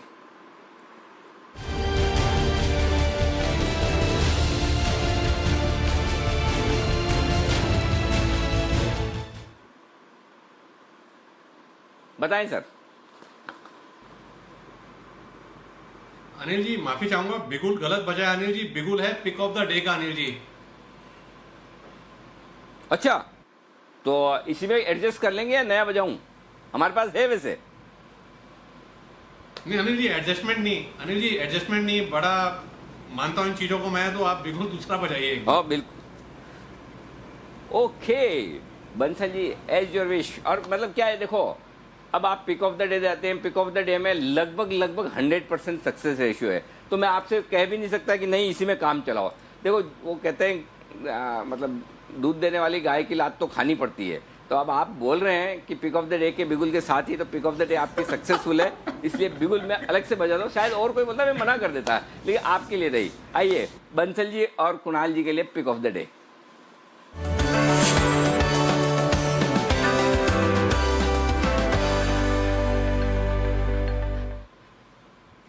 बताइए सर, कौन सा है ऐसा शेयर जो कमाल करने वाला आज और सोमवार की सुबह सुबह? अनिल जी स्टॉक है महिंद्रा एंड महिंद्रा, इसमें एक बड़ा रिवर्सल देखने को मिल रहा है। और ऑटो स्पेस में अनिल जी कल या परसों दीपांशु ने पूछा था तो मैंने बोला था सबसे स्ट्रॉन्ग टेक्निकल रुझान महिंद्रा एंड महिंद्रा का है। एक तो बड़े चार्ज पर एक बड़ा ब्रेकआउट, शॉर्ट सेलर यहाँ भी ट्रैप्ड है, फ्रेश लॉन्ग का कैंडिडेट है। दूसरा अनिल जी एक फंडामेंटल चैनल चेक ये है कि जिस तरीके से सब लोग मान रहे हैं कि कोरोना के चलते छोटे व्हीकल्स हैं इनकी सेल बढ़ेगी, छोटी गाड़ियों की सेल बढ़ेगी। सबसे बड़ा जो uptick Anil ji channel check में थ्रू आ रहा है वो है, सबसे बड़ा जो ऑटो में अपटिक है वो ट्रैक्टर सेगमेंट के अंदर है और महिंद्रा एंड महिंद्रा उसका बेनिफिशियरी होगा। बड़े चार्ट पर एक बड़ा ब्रेकआउट है, M&M को मिस नहीं करना चाहिए। ओवर टू कुणाल जी। अनिल जी देखिए, इसको एक रेंज में लेना है, 502 रुपए से 510 रुपए के रेंज में आपको ये स्टॉक बाय करना है। यहाँ पर जो टारगेट है वो 525 रुपए का पहला टारगेट और 540 रुपए का दूसरा टारगेट होगा। तो 540 के टारगेट के लिए बाय करें। जिस तरह का ब्रेकआउट यहां पर आ रहा है, ये बिल्कुल बहुत ड्रामेटिक ब्रेकआउट है। वॉल्यूम अगर अनिल जी देखें तो ऐतिहासिक वॉल्यूम देखने को मिल रहे हैं एनएससी पर, तो मौजूदा स्तरों पर बाय करके चलें। पहला टारगेट 525 रुपए का और दूसरा 540 रुपए का होगा। M&M में खरीदारी कराएं। स्टॉप लॉस क्या है कुणाल जी? अनिल जी स्टॉप लॉस 489 का स्टॉप लॉस है, खरीदारी की राय। ओके, 489 के स्टॉप लॉस के साथ यहां पर खरीदारी कर सकते हैं। M&M pick of the day, POD pick of the day, इसका नाम मैंने POD रखा है, pick of the day. Mahindra and Mahindra खरीदिए 505-510 की रेंज में और परफेक्ट स्टॉक है और पिक ऑफ द डे का स्ट्राइक रेशियो है जबरदस्त 489। 489 के स्टॉप लॉस के साथ खरीदे 525 और 540 के टारगेट के लिए। जैन साहब, आपका भी कोई ऑटो स्टॉक खरीदने का मन होता है? अच्छा, मन होता है, उससे ज्यादा क्या आपको भी कभी ऐसा फील होता है कि काश मेरे पास भी एक आध कोई ऐसा बिगुल होता? मैं भी इशारा करता है मेरा भी बिगुल, नहीं तो मेरा आधा घंटे तक नंबर ही नहीं आता है, एक के पीछे एक ये लोग बिगुल बजाते रहते हैं, मैं फंडामेंटल एक्सपर्ट ऐसे ही बैठे रह जाता हूँ। ऐसा फीलिंग तो आती होगी आपको?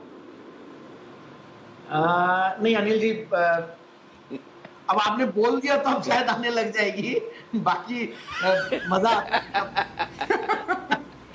जब सबको सुन रहे हैं अच्छा लगता है, सबके एनालिसिस मिलते हैं, मुझे तो लगता है कि मेरी रिसर्च और बल्कि जो अभी राकेश जी ने जो बोला अभी बहुत अच्छी एनालिसिस है। इनफैक्ट कल हम भी चैनल चेक कर रहे थे और ट्रैक्टर डीलर से भी मैं बात कर रहा था। देखिए जिस तरीके से एस्कॉर्ट्स है लाइफ टाइम हाइस पे है और जो लोग शहर से जो पलायन हुआ, लेबर का अनरेस्ट हुआ और जो लोग गांव गए हैं, तो वो लोग कहीं ना कहीं अपनी एक स्मार्टनेस और एक एक्सपर्टीज अर्बन से लेकर रूरल में गए हैं और कई लोग नहीं आएंगे। और जब वो लोग वहां जाएंगे तो वो लोग ऑटोमेशन करेंगे, हो सकता है कि थोड़ा सा और फोकस करेंगे एग्रीकल्चर के ऊपर। तो मुझे लगता है जो एक सारी चीजें जो वापस से बैक टू स्क्वायर वन और रिवाइंड मोड पे आई है, तो उसका बहुत बड़ा बेनिफिशियरी एग्रीकल्चरल जो जीडीपी है इंडिया की, वो ऑलरेडी काफी कम है। तो मुझे ऐसा लगता है कि ये बहुत बड़ा एक पुश है। और जो आपने कहा पीओडी, तो POD pick of the day तो है ही और प्रूफ ऑफ डिलीवरी भी है। तो हम लोग तो इसको पीओडी, वैसे हमारे को याद आता है कि कई बार जब वो डिलीवरीज करते हैं कॉन्ट्रैक्ट नोट की तो POD. But Anil ji yes, मुझे ऐसा लगता है कि एक बिगुल फंडामेंटल एक्सपर्ट्स के लिए भी आपको स्टार्ट करना चाहिए। और कहीं ना कहीं जैसे सुबह वाले शो में पिक ऑफ द डे देते हैं, शाम वाले शो में भी एक पिक ऑफ द डे का एक बिगुल स्टार्ट कर दिया जाए। तो मुझे लगता है कि मुझे आप 10 मिनट दो, 3:10 पे एक अच्छा स्टॉक देने की कोशिश करूंगा। बिल्कुल, शुभकामनाएं देरी कैसी मंडे से चालू बस। और वैसे भी आपके लिए तो स्पेशल जैन साहब, जहाँ कहीं जब भी आपका मन करे लाइफ लाइन यूज करें, फोन अ फ्रेंड, मुझे तुरंत मैसेज करें, फोन करें, बताएं मुझे पिक ऑफ द डे देनी है, मैं तैयार हूँ। बिल्कुल। अरे अच्छा बंसल जी, आपको कुछ कहना चाहते हैं? जी बंसल जी।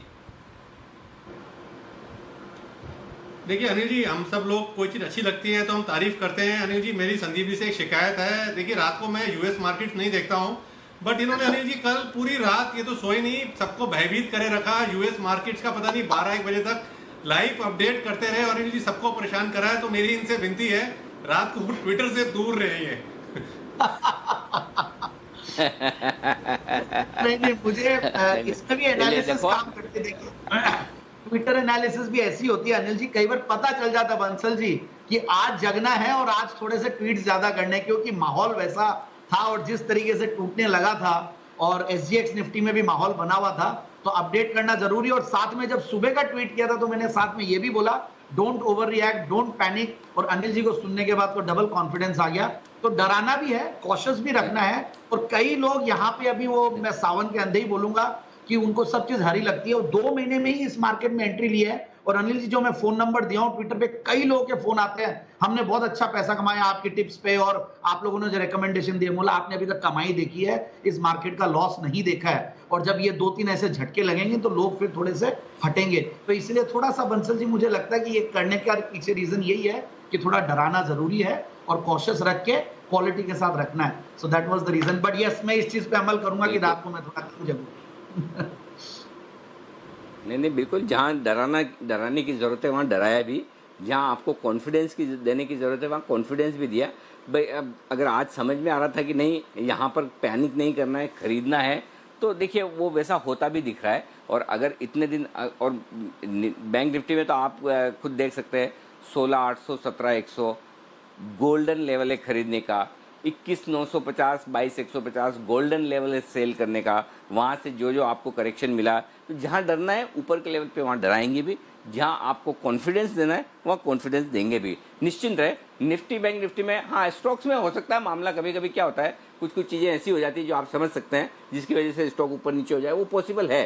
स्टॉक में कभी भी 100% स्ट्राइक रेशियो आ नहीं सकता, वैसे तो निफ्टी बैंक निफ्टी में भी नहीं आ सकता, लेकिन फिर भी वहाँ पर आप निश्चिंत रहें, आपके लिए बहुत बढ़िया रहेगा। और स्टॉक्स में भी कभी कभी कुछ कुछ चीज़ें ऐसी होती है अचानक से अपनी चाल बदल ले, बट ठीक है, कोई दिक्कत नहीं। आइए वागले साहब के लिए बिगुल BTST का।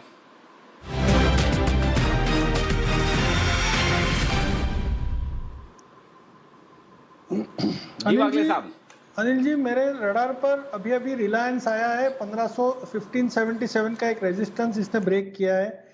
यह मैं BTST के तौर पे रिकमेंड करूंगा। अभी 1579 है, यहाँ पर बाय करके चले। एक 7 से 8 रुपए का स्टॉप लॉस होगा 1570 के नीचे का, और ऊपर में मुझे लगता है 1605 से 1610 आपको मंडे मॉर्निंग को मिलने चाहिए। एक आज और मंडे मॉर्निंग तक के लिए एक ट्रेड है। ऐसा नहीं लग रहा वागले साहब, मैं आपसे सवाल पूछने वाला ही था इस पे कि जैसे एक और डील आने वाली हो, उसके पहले की खरीदारी की एक इन्वेस्टर और आ रहा है जो वीकेंड पे आ जाएगा। आजकल तो शनिवार रविवार में 1-2 इन्वेस्टर आ जाए तो बड़ी बात नहीं है, तो बिल्कुल उसके पहले का पैटर्न दिख रहा है, जैसे कोई इन्फॉर्म बाइंग जिसको कहते हैं वैसी होती दिख रही है। और अनिल जी, ये बाइंग पिछले आधे घंटे से मैं देख रहा हूँ, मैं सिर्फ वेट कर रहा था ये 1577 कब ब्रेक करता है, क्योंकि वहां पर मल्टीपल रेजिस्टेंस थे 1577-79 के बीच में, और देखो एकदम कन्विंसिंगली ब्रेक किया है। मुझे लगता है क्या पता अभी टाइम कितना है, अभी आधे घंटे में भी 1600 के भाव आएंगे, मैं सरप्राइज नहीं हूँगा। अरे वाह, आप तो ज्यादा जोश में आ गए। मैं तो हल्के से ही पूछा था वागले साहब, लेकिन बढ़िया है। चलिए, भाव आ जाए तो कह रहे हैं क्या, आधे घंटे में मिल जाए तो और भी बढ़िया। कुछ रिजल्ट्स का पूर्वानुमान और हम आपको बताएंगे। ग्रासिम के रिजल्ट्स आने वाले हैं और मेरे ख्याल से ग्रासिम के रिजल्ट्स का अनुमान लेकर मानसी हमारे साथ तैयार है। पूछ लेते हैं मानसी से। हाँ, उससे पहले एक चीज़ और बता दूं, 3:10 पर जैन साहब अपना देंगे पिक ऑफ द डे, शाम वाला। तो जैन साहब की आज पहली पिक ऑफ द डे शाम वाली, वो आने की तैयारी में, उसका इंतजार कीजिए। और last pick of the day Jain साहब की, अगर मुझे अच्छे से याद है, जैन साहब एक्सेल इंडस्ट्री थी ना जो भागा 10% स्टॉक, वही थी। और साथ में ये खास बात और थी, कल टूटा हुआ था मार्केट, फिर भी मेंटेन थे भाव, आज भी मेंटेन्ड है, और मुझे लगता है बहुत इजीली एक्सेल इंडस्ट्रीज अपना टारगेट अचीव करेगा। स्टार पेपर, एक्सेल इंडस्ट्रीज, बहुत सारे स्टॉक्स इन दिनों में, तो शायद मैं तो कहूंगा कि लक फैक्टर भी साथ था, और फंडामेंटल्स अच्छे रहते हैं स्टॉक के, टेक्निकली भी जब सही टाइम पे रहता है वो दे रहे थे और बहुत बढ़िया चला। JCHSE, बहुत सारे स्टॉक, महाराष्ट्र स्कूटर्स, मतलब मुझे तो अच्छी फीलिंग आ रही है कि बहुत अच्छे चले स्टॉक्स। और आत्मनिर्भर स्टॉक्स जो दिए थे अनिल जी, आपने 1 मिनट में मैंने बोला और आपने स्पेशल शो रखवा दिया, 20 स्टॉक्स दिए थे, उसमें भी आई थिंक 10-12 स्टॉक्स के ऑलरेडी टारगेट्स अचीव हो चुके हैं। IEX एक दिया था, बहुत बढ़िया स्टॉक। तो जो शाम वाला शो था उसमें भी जो दोनों तीनों स्टॉक्स देते हैं उसका भी बहुत बढ़िया रहा। So Excel Industries was excellent, and I think Maharashtra scooter जैसे ही बजाज फाइनेंस में चाल आई है तो वहां पे भी चाल आने लग गई। और स्टार्ट सेगमेंट की एक अपडेट दूंगा कि अच्छा खासा एक बार वापस से करेक्ट हुआ, 91-92 से नीचे आया, 84-85, आई डोंट नो, अभी देखना पड़ेगा। और आई थिंक अब अगर आप रिकवर हो रहा है तो सर्टेनली ये अच्छा लेवल है जहां पे स्टैगर्ड बाइंग की जा सकती है। ओके, ये है आपके लिए राय। अभी आपके लिए थोड़ी देर में एक बेहतरीन स्टॉक आने वाला है, तब तक ग्रासिम का पूर्वानुमान ले लेते हैं मानसी से। मानसी बताइए। जी बिल्कुल अनिल जी, कमजोर नतीजों का अनुमान लगाकर हम ग्रासिम से चल रहे हैं। अनुमान है कि बिक्री में करीब 23% की गिरावट देखी जा सकती है। मार्जिन 16% से टूटकर 7% होने का अनुमान है, और मुनाफे के फ्रंट पर करीब 8% की गिरावट देखने को मिलेगी। खासतौर से वॉल्यूम्स और रियलाइजेशंस पर ध्यान रहेगा। वॉल्यूम्स में 8% की गिरावट, वहीं रियलाइजेशंस 18% तक गिरते हुए देखने को मिल सकते हैं। कंस्ट्रक्शन की गति जो कि धीमी रही, इसका सीधा असर सीमेंट की मांग पर पड़ता हुआ दिख रहा है, और मांग में कमी का असर बिक्री पर सीधे तौर पर दिख रहा है। अन्य आय में कमी से मुनाफे पर दबाव हम देखेंगे, और खासतौर से इनकी केमिकल सेगमेंट पर ध्यान रखना होगा, क्योंकि यहाँ पर प्रदर्शन जो है वो काफी कमजोर है। कॉस्टिक सोडा के वॉल्यूम में 10% की गिरावट की आशंका है, वहीं केमिकल सेगमेंट के रियलाइजेशंस में 28% की गिरावट का अनुमान लगाकर चल रहे हैं। तो हर सेक्टर की तरफ से ग्रासिम के नतीजे जो हैं वो कमजोर ही रहेंगे। जैन साहब का ओके, ये है ग्रासिम पर आपके लिए अनुमान। ग्रासिम रिजल्ट्स के पहले कोई ट्रेड करना है क्या? सुमित जी बताओ आप है ना खाली सैटेलाइट और उसमें दिमाग लगाते हो, थोड़ा हमारे रिजल्ट का भी ध्यान दो जरा। बताओ रिजल्ट के पहले क्या करना है ग्रासिम में, जल्दी से। 610 615 के आसपास का है, तो ये लेवल टूटे उसके बाद इसके अंदर बाइंग बनेगा। जब तक ये लेवल नहीं टूटे तब तक एक बार थोड़ा सा वेट एंड वॉच करें, और नीचे में 570 580 आएगा तो बाय बने। मेरे लिए एक बार ये वेट एंड वॉच रहेगा। ओके सुमित जी, एक भी आपके आज ये आया नहीं है सैटेलाइट, आज क्या खरीदारी ज्यादा फ्रंटलाइन स्टॉक्स में कैश में कम है क्या? हाँ, कैश में थोड़ी सी अनिल जी कम है, फ्रंटलाइनर ज्यादा भाग रहे हैं। ठीक है, चलो कोई दिक्कत नहीं। ओके, ये है आपके लिए राय। चलिए अब एक काम करता है, आइशर मोटर्स, इसके भी रिजल्ट्स आने वाले हैं, तो इसका अनुमान ले लेते हैं संदीप से।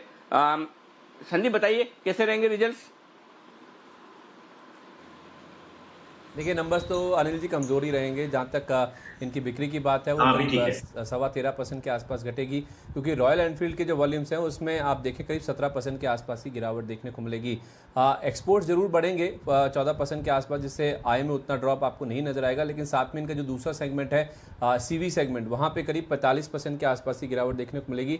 तो इससे आप देखेंगे आय के ऊपर काफ़ी ज़्यादा दबाव देखने को मिलेगा।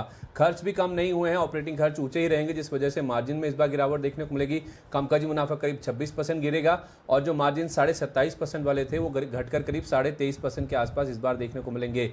थोड़ा सा सपोर्ट इस चीज़ से जरूर मिलेगा कि जो BS6 वाहन ये बेच रहे हैं, बिक्री हो रही है उसकी, वो हाई मार्जिन प्रोडक्ट्स हैं, तो उससे शायद आपको मार्जिन उतने ज़्यादा ना गिरते हुए देखें, लेकिन फिर भी ड्रॉप तो आएगा करीब 4% के आसपास का।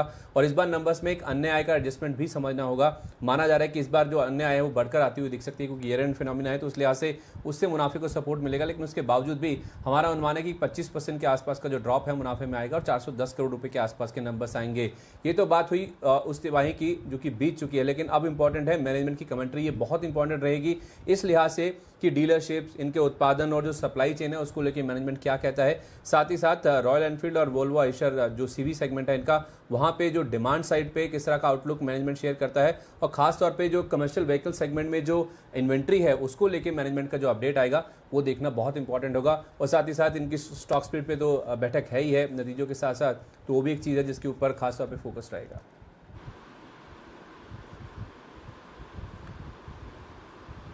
ओके, ये है आपके लिए राय आइशर मोटर्स पर। आइए बिगुल का वक्त है, एक के बाद एक ढेर सारे बिगुल है।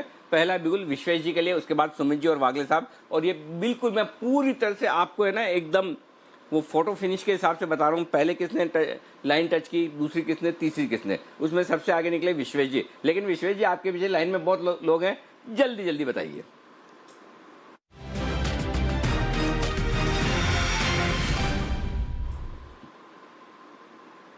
बताएं सर।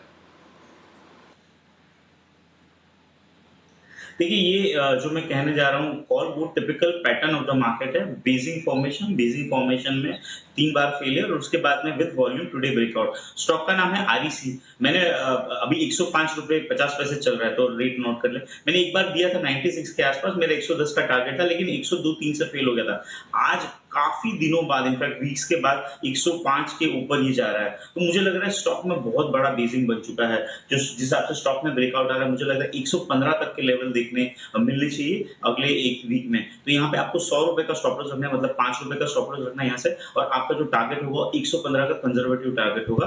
REC खरीदना है पोजिशनल 2 से 5 डेज के पॉइंट ऑफ व्यू से।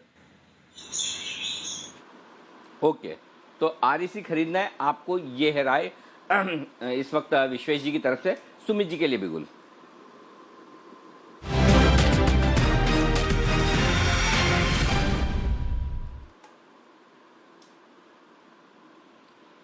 बताएं सुमित जी।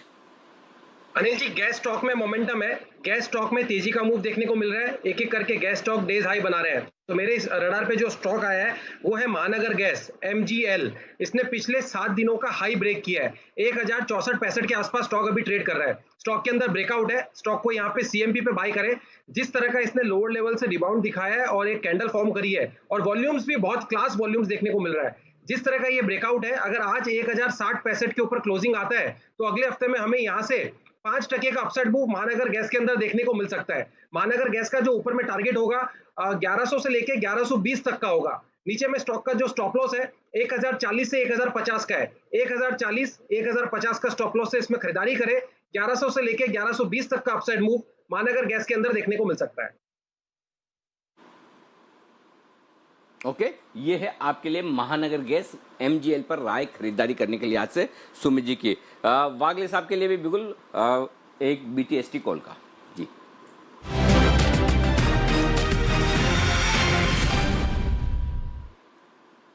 अनिल जी वागले साहब। अनिल जी मुझे बिल्कुल नहीं चाहिए क्योंकि मेरा वही कॉल है MGL। मैं सिर्फ स्टॉप लॉस दे देता हूँ 1057 का स्टॉप लॉस होना चाहिए, 1057 के नीचे, और 1100 का टारगेट मुझे लगता है मंडे मॉर्निंग आएगा। 1120 मेरा टारगेट भी सुमित के साथ मैच हो रहा है। 1100 पहला टारगेट, 1120 दूसरा टारगेट। पैटर्न बहुत ही क्लियर है और कल हम लोग बात कर रहे थे ये पिछले स्विंग हाई को अभी अभी ब्रेक किया है। 1057 का 58 का वो लेवल है। ये तो वागले साहब आपने रिजल्ट के बाद सबसे पहले पकड़ा था। रिजल्ट खराब थे, स्टॉक घुमा। मेरे ख्याल से आपने 1045 नहीं 1060 के टारगेट के हिसाब से परसों दिया था। करेक्ट, कल या परसों? कल दिया था अनिल जी, कल। आज फोटो फिनिश में थोड़ा सा मतलब ये समझिए ना, मतलब वो जैसे वो पीटी उषा चौथे नंबर पे नहीं आई थी दौड़ में, 400 मीटर वाली दौड़ में, एक सेकंड के 100वें हिस्से से, वैसे ही सुमित जी आपसे आगे निकल गए बस इतने से फोटो फिनिश में। नहीं तो ये कॉल आपका पहले हो जाता था। बट कोई बात नहीं, चलिए दोनों की तरफ से है खरीदारी करनी। जी अनिल जी, व्यूअर्स को वही टाइम पे मिलना था। मैंने कवर किया क्या, सुमित जी ने कवर किया क्या, उससे कोई फर्क नहीं पड़ना है। वाह, कितना बड़ा दिल है आपका, वाह क्या बात है, बहुत बढ़िया। लेकिन टारगेट हासिल होनी चाहिए, बस ये है राय सुमित जी की भी और ये है राय हमारे वागले साहब की भी MGL में खरीदारी करने को लेकर। 3:10 हो चुके हैं। जैन साहब तैयार है पिक ऑफ द डे के लिए? अनिल जी चलिए बिल्कुल जैन साहब के लिए। और कुणाल जी और राकेश जी जरा भी प्लीज बुरा न मानिएगा, पिक ऑफ द डे का बिल्कुल सब एनालिस्ट के लिए, तो ऐसा नहीं कि क्लोजिंग वाले शो में आप ही के लिए बच सकता है, जैन साहब के लिए भी बजेगा बिल्कुल।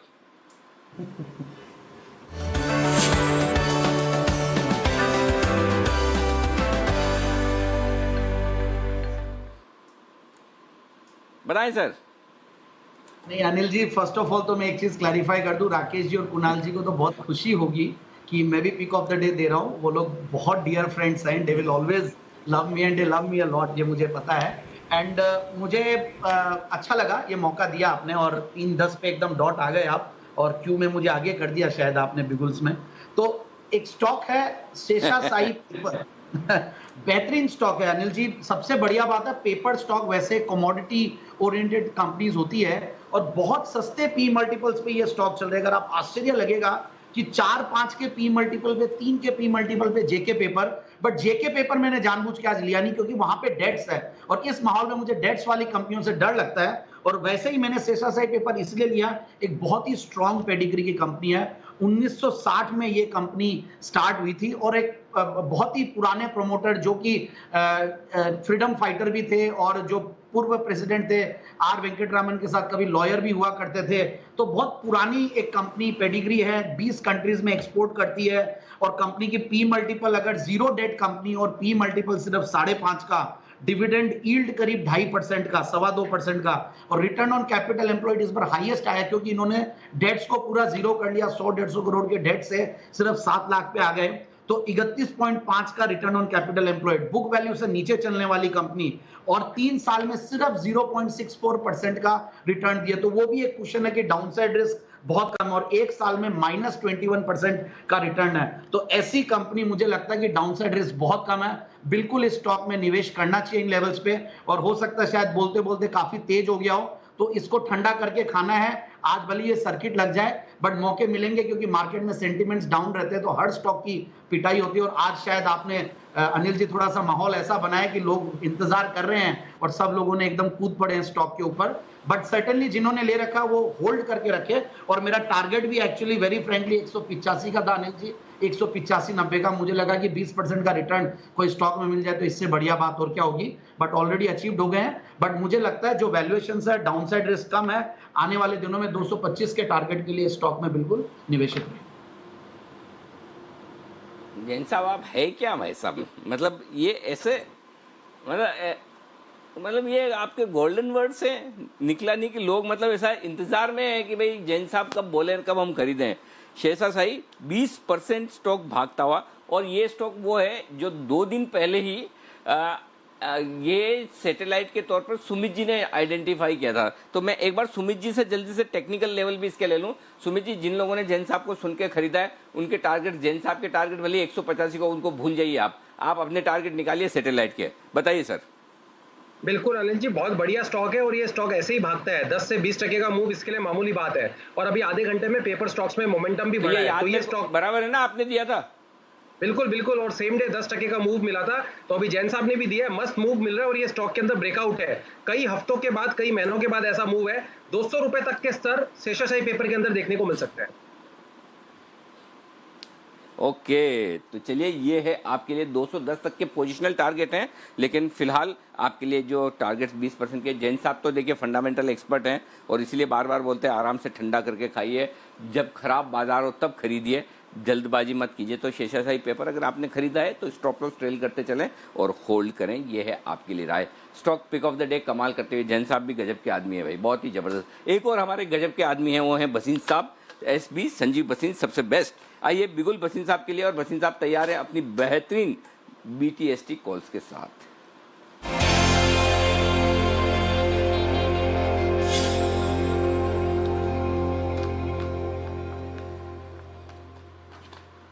बताएं सर। अनिल जी, पहले तो अपडेट दे दूं आपको, अभी खाता PEL 1045 में 1100 का टारगेट वो 1075 मार गया है। शॉर्ट इंट्राडे ट्रेडर बुक कर सकते हैं। REC दिया था आपको 2.5-3 रुपए में, 110 का टारगेट वो 107 मार गया, इंट्राडे ट्रेडर बुक कर सकते हैं। अब आपके लिए 2 BTST कॉल है, आप कहें तो मैं शुरू करूं सर? जी सर बताएं प्लीज। हाँ सर, तो पहला है Cadila. Cadila is the best play on the pharma front, और वो HU की उसके जो ऑर्डर बुक है उसकी सप्लाई इज अनलिमिटेड। नफा और profitability will be brilliant. 371 to 370, 250 to 373 का भाव है। 367.50 का टारगेट रखिए, लेकिन इसमें 395, इसमें न्यू हाईज आ रहा है। 395 to 400 का टारगेट होगा ऑन कैडिला हेल्थकेयर। ओके, तो 371 373 की रेंज में खरीदिए। 367.50 367 हाफ, ये स्टॉप लॉस का लेवल बनेगा आपका। 395 का टारगेट ये ध्यान में रखिए। और बसीन साहब जो भी स्टॉक देते हैं इंट्राडे में अगर 3-4% आपके अच्छे पैसे बनते हो दिखे तो मुनाफा ले लीजिए, कॉल्स की कमी है नहीं। दिन में आपके लिए भरपूर कॉल्स बसीन साहब देते हैं, तेजी के भी देते हैं, मंदी के भी देते हैं, तो ट्रेड करते रहें। और बाकी तो इन्वेस्टमेंट आप कर रहे हैं तो कोई डरने घबराने की जरूरत नहीं है। अगर इन्वेस्टमेंट करें तो रोज रोज पूछे ना, ट्रेड करें तो प्रॉफिट लेते रहें अपने दिमाग का इस्तेमाल करते हुए। बताएं सर दूसरी पिक आज की। हाँ सर, दूसरा मेरा फेवरेट शेयर है IDFC फर्स्ट। 25.5 का भाव है, इसमें 24.45 का स्टॉप लॉस रखिए, लेकिन ये भी न्यू 3 मंथ हाई पे जा रहा है। 28 और 30 का इसका टारगेट होएगा, जो मुझे लगता है first week and last week of अगले 2 हफ्ते में जरूर आ जाएगा। 28 और 30 का टारगेट है IDFC फर्स्ट। बहुत बढ़िया, 28 से 30, 28-30 दो टारगेट, 24-45 ये स्टॉप लॉस का लेवल है। 25.5-26 रुपए के आसपास चल रहा है, यहीं पर आपको खरीदारी कर लेनी है। और ये सबसे बढ़िया बात है 25 रुपए का स्टॉक है, नॉट नेसेसरी आप FNO में लो, आराम से 25 रुपए के शेयर की डिलीवरी ले सकते हो, कोई टेंशन नहीं। डिलीवरी लेके बढ़िया पैसा बनाओ 20-20% का, ऐसा नहीं कि अब 25-50 पैसा में इधर उधर हो जाए। आराम से बसीन साहब के बड़े बड़े टारगेट आते हैं और वो टारगेट हासिल होते हैं। हफ्ते 5 दिन 10 दिन लगे वो अलग बात है, लेकिन शांति से लेकर बैठिए, आराम से बैठिए। बसीन साहब 2 ही हैं या और भी कोई कॉल सर? बस सर यही 2 है।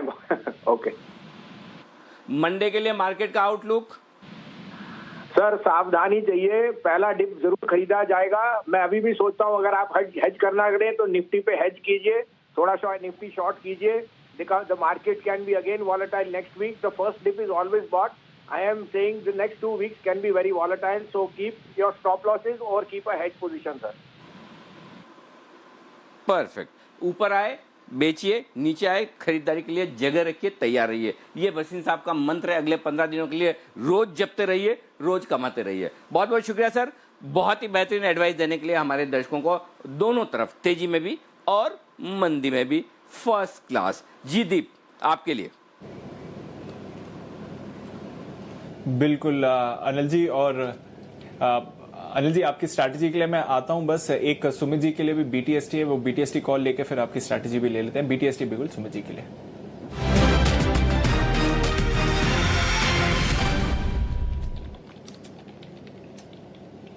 बताएं सुमित जी। दीपांशु, अभी जस्ट थोड़ी देर पहले वागले साहब ने और मैंने MGL दिया था। MGL का हाई देखिए 1087 लग गया, 1065 पे बात करना स्टार्ट किया था, यानी थोड़ी सी देर में स्टॉक ने 2.5 से 3 टके का अपसाइड मूव दिखाया है। तो जो इंट्राडे वाले हैं वो प्रॉफिट बुक कर सकते हैं, अदरवाइज कैरी करे कॉस्ट के ऊपर का स्टॉप लॉस लगा के। 1100 से 1120 के MGL के टारगेट है। और अब जो स्टॉक BTST में रडार पे आया है वो भी गैस वाला ही है। स्टॉक का नाम है IGL। 481 482 इसका करंट मार्केट प्राइस है। पिछले 3 दिनों के हाई स्टॉक अभी तोड़ रहा है, कल का हाई के ऊपर जस्ट अभी ये निकला है। तो ये गैस स्टॉक्स में जैसे तेजी का मूव आ रहा है, IGL भी पीछे नहीं हटेगा, ये भी यहाँ से एक अच्छा अपसाइड मूव दिखाएगा। 495 505 ये दो टारगेट्स को ध्यान में रख के IGL को अभी CMB पे लॉन्ग पोजीशंस इनिशिएट करें और नीचे में स्टॉप लॉस लगाए 470 471 के आसपास का। 495 से लेके 505 रुपए के टारगेट्स के लिए खरीदारी करें। 1 से 2 दिनों के टारगेट्स है ये। बिल्कुल बेहतरीन उछाल आपको आते हुए दिख रहा है। जहां तक आप गैस स्टॉक्स की बात करें तो IGL MGL दोनों पर खरीदारी की राय आ रही है और दोनों ही डेज हाई पर ट्रेड करते हुए दिख रहे हैं।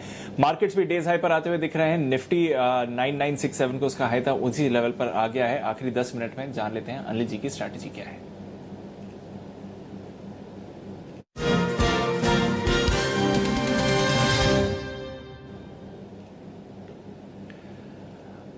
अनिल जी, ग्लोबल मार्केट से तो अच्छा सहारा मिल रहा है। डाउ फ्यूचर सर 575 अंक ऊपर है, तो वहां से तो काफी पॉजिटिव ट्रेड हो रहा है। और जैसे कि हम देख भी रहे थे, यूरोप के बाजारों में भी तेजी है। कच्चे तेल के प्राइसेस में भी कल की गिरावट के बाद आज थोड़ी सी रिकवरी आती हुई दिख रही है निचले स्तरों से। तो पॉजिटिव ही क्यूज आ रहे हैं ग्लोबल मार्केट्स के, और इंडियन मार्केट भी सर डेज हाई पर ट्रेड कर रहे हैं। दीप, यही दिक्कत है, डेज हाई पे ट्रेड कर रहे हैं ना। अब प्रॉब्लम मालूम है क्या है, व्यू पॉजिटिव है, था सुबह से अभी भी है, दिक्कत नहीं है। लेकिन क्या है, समस्या ये है कि डाउ फ्यूचर कितना बताया, कितना ऊपर है Dow futures? 1 minute sir, 575 point, 575, हाँ वही 600, ठीक है, पौने 600 पॉइंट, 575। अब दिक्कत क्या है, हाँ अब मेरे लिए ना मंडे ऊपर गैप से खुलने के लिए जगह कम है। 10,050 के ऊपर खुल नहीं सकते हम। तो 10,000 मेरे लिए क्रिटिकल लेवल है, जहां हाईएस्ट ओपन इंटरेस्ट कॉल्स में है। तो क्या मैं 50-100 पॉइंट के लिए 2 दिन टेंशन लेके चलूं क्या? ठीक है। अब दूसरी बात, 1800 गिरा तो 600 तो बढ़ेगा ना, ऐसा थोड़ी कि बिल्कुल डाउ बंदी होने वाला है। तो ये 600 पॉइंट की जो तेजी डाउ में आज रात को हो सकती है, ये तो हमारे भाव में आ गई। नहीं तो 1870 पॉइंट डाउ नीचे हो और आप ऊपर हरे निशान में बंद जाएं, इतने शूरवीर तो हम है नहीं भाई साहब, ये ऐसा तो कभी हमारे बाजार में हुआ नहीं। तो हम ये 600 पॉइंट की जो तेजी, पॉसिबल वाली तेजी जो हो सकती है, वो तो हम डिस्काउंट करके चल ही रहे हैं। तो अपने एक काम करते हैं, शांति से 0 होकर जाइए, न्यूट्रल होकर जाइए। मंडे सुबह सुबह देखेंगे तो पॉइंट पहला, तेजी की पोजीशन में प्रॉफिट बुक करिए। सुबह हमने आपको एक भी बार नहीं बोला शॉर्ट करिए या बेचिए। अब मैं आपको ये बोल रहा हूँ कि जहां सुबह आपने खरीदारी की है, दिन में खरीदारी की है, अच्छा पैसा आ रहा है तो प्रॉफिट बुक कर लीजिए। तो आप निफ्टी और बैंक निफ्टी दोनों में तेजी की पोजीशन में प्रॉफिट बुक कर लीजिए, 0 हो जाइए। और कुछ भी ट्रेड ना लें तो बेहतर है। और जिसको लेना ही है उसके लिए फिर मैं एक ट्रेड बता देता हूँ, और वो बहुत क्या बोलना चाहिए उसको, रिस्की वाला ट्रेड है। और जो स्किल ट्रेडर्स हैं उनके लिए बैंक निफ्टी 20,500 या 20,600 का पुट और कॉल दोनों बेच दीजिए। जो बिकेगा आपका करीबन मेरे ख्याल से 1150 रुपए के आसपास होना चाहिए।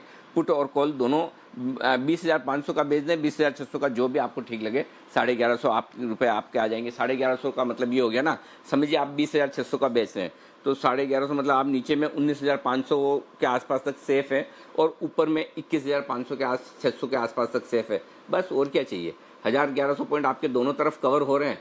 तो आपको याद होगा दीप, कल भी हमने बोला था कि आप 20,500 का पुट और कॉल बेच कर जाइए।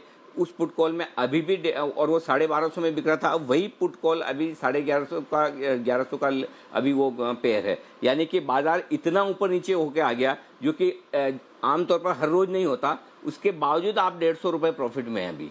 तो सेम सिचुएशन कीजिए, 20,500 या 20,600 का पुट और कॉल दोनों ही बेच दीजिए और उसमें आप प्रीमियम कमाइए। मंडे को आपको 100-150 रुपये इसमें आराम से मिल जाएंगे बिना किसी मेहनत के। कोई टेंशन वाली बात नहीं। खाली इसमें मैं विश्वेश जी की मदद ले लूँ। विश्वेश जी 20,500 बेचना चाहिए, 20,600 बेचना चाहिए? अगर ये पेयर बनाते हैं तो कितनी प्रीमियम आ रही है अभी?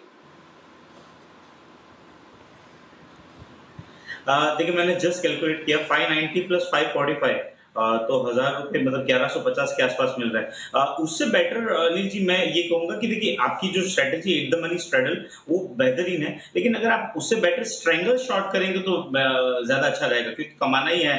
तो देखिए मुझे लगता है 22,000 का कॉल जो है वो 115 रुपए के आसपास चल रहा है और उससे बेटर रहेगा कि 21,000 का कॉल 370 रुपीज के आसपास चल रहा है और 19,500 का पुट 210 रुपए के आसपास चल रहा है। तो 370 प्लस 210 मोटा मोटा आपको यहाँ पे भी 600 रुपए के आसपास का प्रीमियम मिल जाएगा। ये जो है ये बड़ी रेंज बनेगी और मार्केट 50-100 पॉइंट इधर उधर होगा तो आपको कुछ नहीं होगा। और आपका एक दिन का जो थीटा है जिसको टाइम वैल्यू बोलते हैं वो 40 रुपए है, तो दोनों का 40 प्लस 40 80 रुपए। तो आपको मोटा मोटी 3 दिन के एंड में 150 से 200 रुपए मिल जाने चाहिए टाइम वैल्यू के हिसाब से। तो या तो एट द मनी स्ट्रेटल जो आप बोल रहे हैं वो करिए, या मेरे हिसाब से 19,500 का पुट या 21,000 का कॉल दोनों बीजिए, 600 रुपए क्रेडिट लीजिए। एक दिन की टाइम वैल्यू 80 रुपए है तो 2 दिन के हिसाब से आपको 180 से 200 रुपए मिल जाएंगे। ओके, ये है आपके लिए। एक बार मुझे फिर से विश्वेश जी बता दें कौन सा पुट लेना है, कौन सा कॉल, दोनों बेचने ही है ना? कौन कौन सा बेचना है? जी 19,500 का पुट अनिल जी आप बेच सकते हो। 19,500 का पुट जो है वो चल रहा है 205 के आसपास, ठीक है, उसको आप बेच दीजिए। और 21,000 का कॉल 21,000 का कॉल है वो चल रहा है 380 के आसपास, ठीक है। तो 380 प्लस आपका 210 अगर आप करोगे तो 600 रुपए आपको क्रेडिट मिलेगा। तो ये जो कॉल है इसका 45 रुपीज का थीटा है, थीटा मतलब कि टाइम वैल्यू, ठीक है। और वो जो 19,500 का जो पुट है आपका, वो 19,500 के पुट का भी ऑलमोस्ट 40 रुपए का थीटा है। तो 40 प्लस 40 80 रुपए का आपको टाइम वैल्यू मिलेगा। तो शुक्र, शनि और रवि 3 दिन का आपको 220 रुपए। और अगर इसका 30% भी रियलाइज होता है तो 150 रुपए आपको रियलाइज होना चाहिए ऑन द मंडे ओपन। और आप 1000 पॉइंट की ब्रॉड रेंज लेके जा रहे हो तो मुझे लग रहा है कि that is a very safe trade. अरे शुक्रवार का भी मिलेगा, शुक्रवार तो खत्म होना है विश्वेश जी, शुक्रवार का भी प्रीमियम मिलेगा अभी भी। बेसिकली 3 दिन का प्रीमियम रहता है आपको, शुक्र, शनि और रवि, और वो बाय एंड लार्ज रियलाइज होना चाहिए। लेकिन वो जो रियलाइज होता है वो मंडे के क्लोजिंग तक होता है, तो मंडे के ओपनिंग तक। तो बेसिकली इसमें जो गेम होती है वो अनिल जी आईवी की होती है। तो 56 की आईवी चल रही है, ठीक। विश्वेश जी गुजराती है आप? तो बेसिकली अनिल जी 56 के, हाँ जी सर, हाँ मैं समझ गया सर, बिल्कुल समझ गया। तभी आज शुक्रवार खत्म होने के बावजूद आपने शुक्रवार का भी थीटा जोड़ लिया, बहुत ही बढ़िया। आइए, बहुत सारे स्टॉक्स बैन में जा रहे हैं, बैन से बाहर आ रहे हैं, बैन में बने रह रहे हैं। तो बैन से बेनिफिट, जल्दी से बाजार बंद हो उसके पहले मैं आ जाता हूँ। जल्दी से आशीष हमारे साथ है, बैन से बेनिफिट।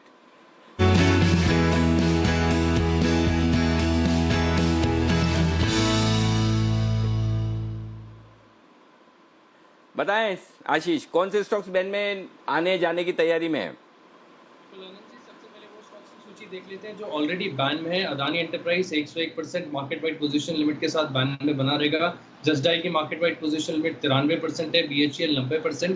तो ये तीनों स्टॉक बैन में बने रहेंगे। इसके अलावा अगर आप देखें तो वोडाफोन आइडिया ये आज बैन में आते हुए दिख रहा है, क्योंकि मार्केट वाइड पोजीशन लिमिट जो है 102% आ चुके हैं, यानी निश्चित है कि ये स्टॉक बैन में आएगा। साथ ही कुछ स्टॉक ऐसे हैं, 3 स्टॉक जो हो सकता है कि FNO बैन से बाहर आ जाए। सबसे पहले एस्कॉर्ट्स, यहाँ पर मार्केट वाइड पोजीशन लिमिट घटकर 84% हो गई है, PVR 83% और JSPL 82%। तो ये 3 स्टॉक ऐसे हैं जो हो सकता है कि बैन से बाहर आ जाएं।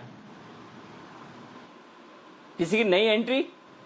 वोडाफोन आइडिया जी 102% है मार्केट वाइड पोजीशन में। अच्छा, वोडाफोन आइडिया, हाँ ओके ठीक है। तो वोडाफोन आइडिया बैन में आने को तैयार है। कोई निकलेगा तो निकलेगा, उनकी मर्जी, नहीं निकलेगा तो उनकी मर्जी। चलिए ठीक है। तो आशीष, अभी आज तो हमने बंद होते होते आपको बता दिया, कल से हम कोशिश करेंगे थोड़ा जल्दी से लेना शुरू करेंगे, 3 बजे के आसपास ये आपको बता देंगे बैन से बेनिफिट। ये है आपके लिए ओके। ये स्टॉक्स आइडिया, वोडाफोन आज बैन में जाने की तैयारी में। चलिए, बाजार भी बंद होने की तैयारी में, और मैं बंद होते होते आपको बता दूं मूड माहौल कैसा है। वाओ, 2950, क्या क्लोजिंग है, मजा आ गया देखकर, वाह वंडरफुल। बैंक निफ्टी 20,600, जियो क्या बात है। 20,750 का हाई बनाया है बैंक निफ्टी ने और 20,600 के आसपास क्लोज दे रहा है। गजब, अमेजिंग, बहुत ही शानदार क्लोजिंग ये होती हुई दिख रही है और ये क्लोजिंग आप एंजॉय कीजिए। बहुत बढ़िया क्लोजिंग आती हुई दिख रही है, इससे बढ़िया क्लोजिंग हो नहीं सकती। तो पहली चीज़ तो ये कि क्लोजिंग आपको बहुत ही बढ़िया मिल रही है। दूसरी बात ये है कि बैंक निफ्टी हल्के निशान में बंद हो रहा है। सेंसेक्स अच्छी तेजी के साथ बंद हो रहा है 200 अंकों के आसपास। कौन से स्टॉक्स एक्शन में? M&M 510 रुपये पर ट्रेड कर रहा है और ये पिक ऑफ द डे भी है कुणाल जी, राकेश जी का कल के लिए। और ये स्टॉक 7% की मजबूती के साथ जा रहा है बंद होते हुए। भारतीय इंफ्राटेक, श्री सीमेंट 5% ऊपर, बजाज फाइनेंस 5% ऊपर, रिलायंस इसने जोश भरा है 1588 के आसपास। तो जहां पर वागले साहब ने रिकमेंड किया था 1578 के आसपास, वहां से भी 10 रुपये तक 12 रुपये रिलायंस आ ही चुका है। घंटी की मधुर आवाज़, बड़े दिनों बाद आवाज़ ऐसी मधुर लग रही है कि पूरी की पूरी तेजी जो स्क्रीन पे बनी ना, इसका मज़ा अलग ही होता है। मतलब ये वैसी तेजी जैसे आप अपने बच्चों को बड़ा होते हुए देखते हैं ना अपने आंखों के सामने, तो कितनी खुशी हुई है। आपने कोई बीज बोया है, वो पेड़ आपके सामने उग रहा है, बिल्कुल ठीक वैसे ही दिन के लोएस्ट पॉइंट पर आप बाजार में खुले, मूड माहौल आप तेजी का रखें और पूरी की पूरी तेजी आपकी स्क्रीन के सामने हो और एकदम ऐसी तेजी बने कि मतलब वो जो बीज बोया वो पूरा पेड़ बन जाए दिन के हाई पॉइंट पर। ऐसे खराब माहौल में 1870 पॉइंट जिस दिन डाउन नीचे बंद हो, उस दिन आप हरे निशान में बंद हो। ये है मज़ा बाजार का, ये है कलाकारी बाजार की और ये है ताकत बाजार की जो आज आपको दिखी है। चलिए, अब सोमवार का दिन तो इंटरेस्टिंग होगा। ओके, हिंडाल्को के रिजल्ट आपकी स्क्रीन पर आते हुए दिख रहे हैं। 326 करोड़ का मुनाफा हमारे अनुमान से थोड़ा सा बेहतर है। हमारा अनुमान 222 करोड़ का, थोड़ा क्या अच्छा बेहतर है भाई।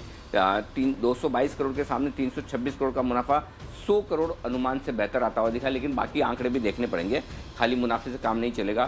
कामकाजी मुनाफा कैसा है, आय कैसी है, ये सारे आंकड़े देखेंगे और बाजार बंद होने के बाद रिजल्ट आए, एक्शन रिएक्शन जो दिखेगा वो सोमवार को दिखेगा आपके लिए। लेकिन रिजल्ट आते हुए दिखे इस वक्त आपके लिए हिंडाल्को के। हिंडाल्को के अलावा अच्छा याद आया हिंडाल्को से, कल भी तो रिजल्ट हैं। कल रिजल्ट हैं आपके लिए ग्रासिम और भेल, ये दो कंपनियां जिसके रिजल्ट कल आएंगे सैटरडे को, तो इस पर भी हम सोमवार को रिएक्शन देंगे। तो दो रिजल्ट कल भी है, लेकिन इस वक्त हिंडाल्को का मुनाफा आपकी स्क्रीन पर आता हुआ दिखा। आइए जल्दी से मैं आपको बता दूं शाम का क्या प्रोग्राम है। 6 बजे आज शाम को आपको कौन सा शो देखने को मिलेगा। देश में कोरोना फुल स्पीड से दौड़ रहा है, हाँ एकदम फुल स्पीड से, बिल्कुल मतलब लगातार 3 लाख लोग आ चुके हैं इस वायरस की चपेट में। ऊपर से मानसून शुरू हो चुका है, कहीं कहीं आ चुकी है बारिश, कहीं कहीं आने की तैयारी में। अब बड़ा डर ये है और सोच रहे हैं लोग ये कि मानसून में क्या कोरोना के मामले और बढ़ेंगे, क्या मानसून के वक्त कोरोना आपको डबल अटैक देने वाला है। आखिर बारिश और कोरोना का कनेक्शन क्या है, ये सवाल आया ना दिमाग में। बिल्कुल यही सवाल का जवाब है। अगर खतरा है बारिश की वजह से कोरोना बढ़ने का तो क्या है और इससे बचना कैसे है, इस पर शाम 6 बजे होगी खबर, आपकी खबर आपका खबर। अच्छा एक चीज़ मैं आप लोगों को बता दूं, आपको लगता होगा कि रोज़ ये तो शाम को कोरोना करते रहते हैं 6 बजे, है ना।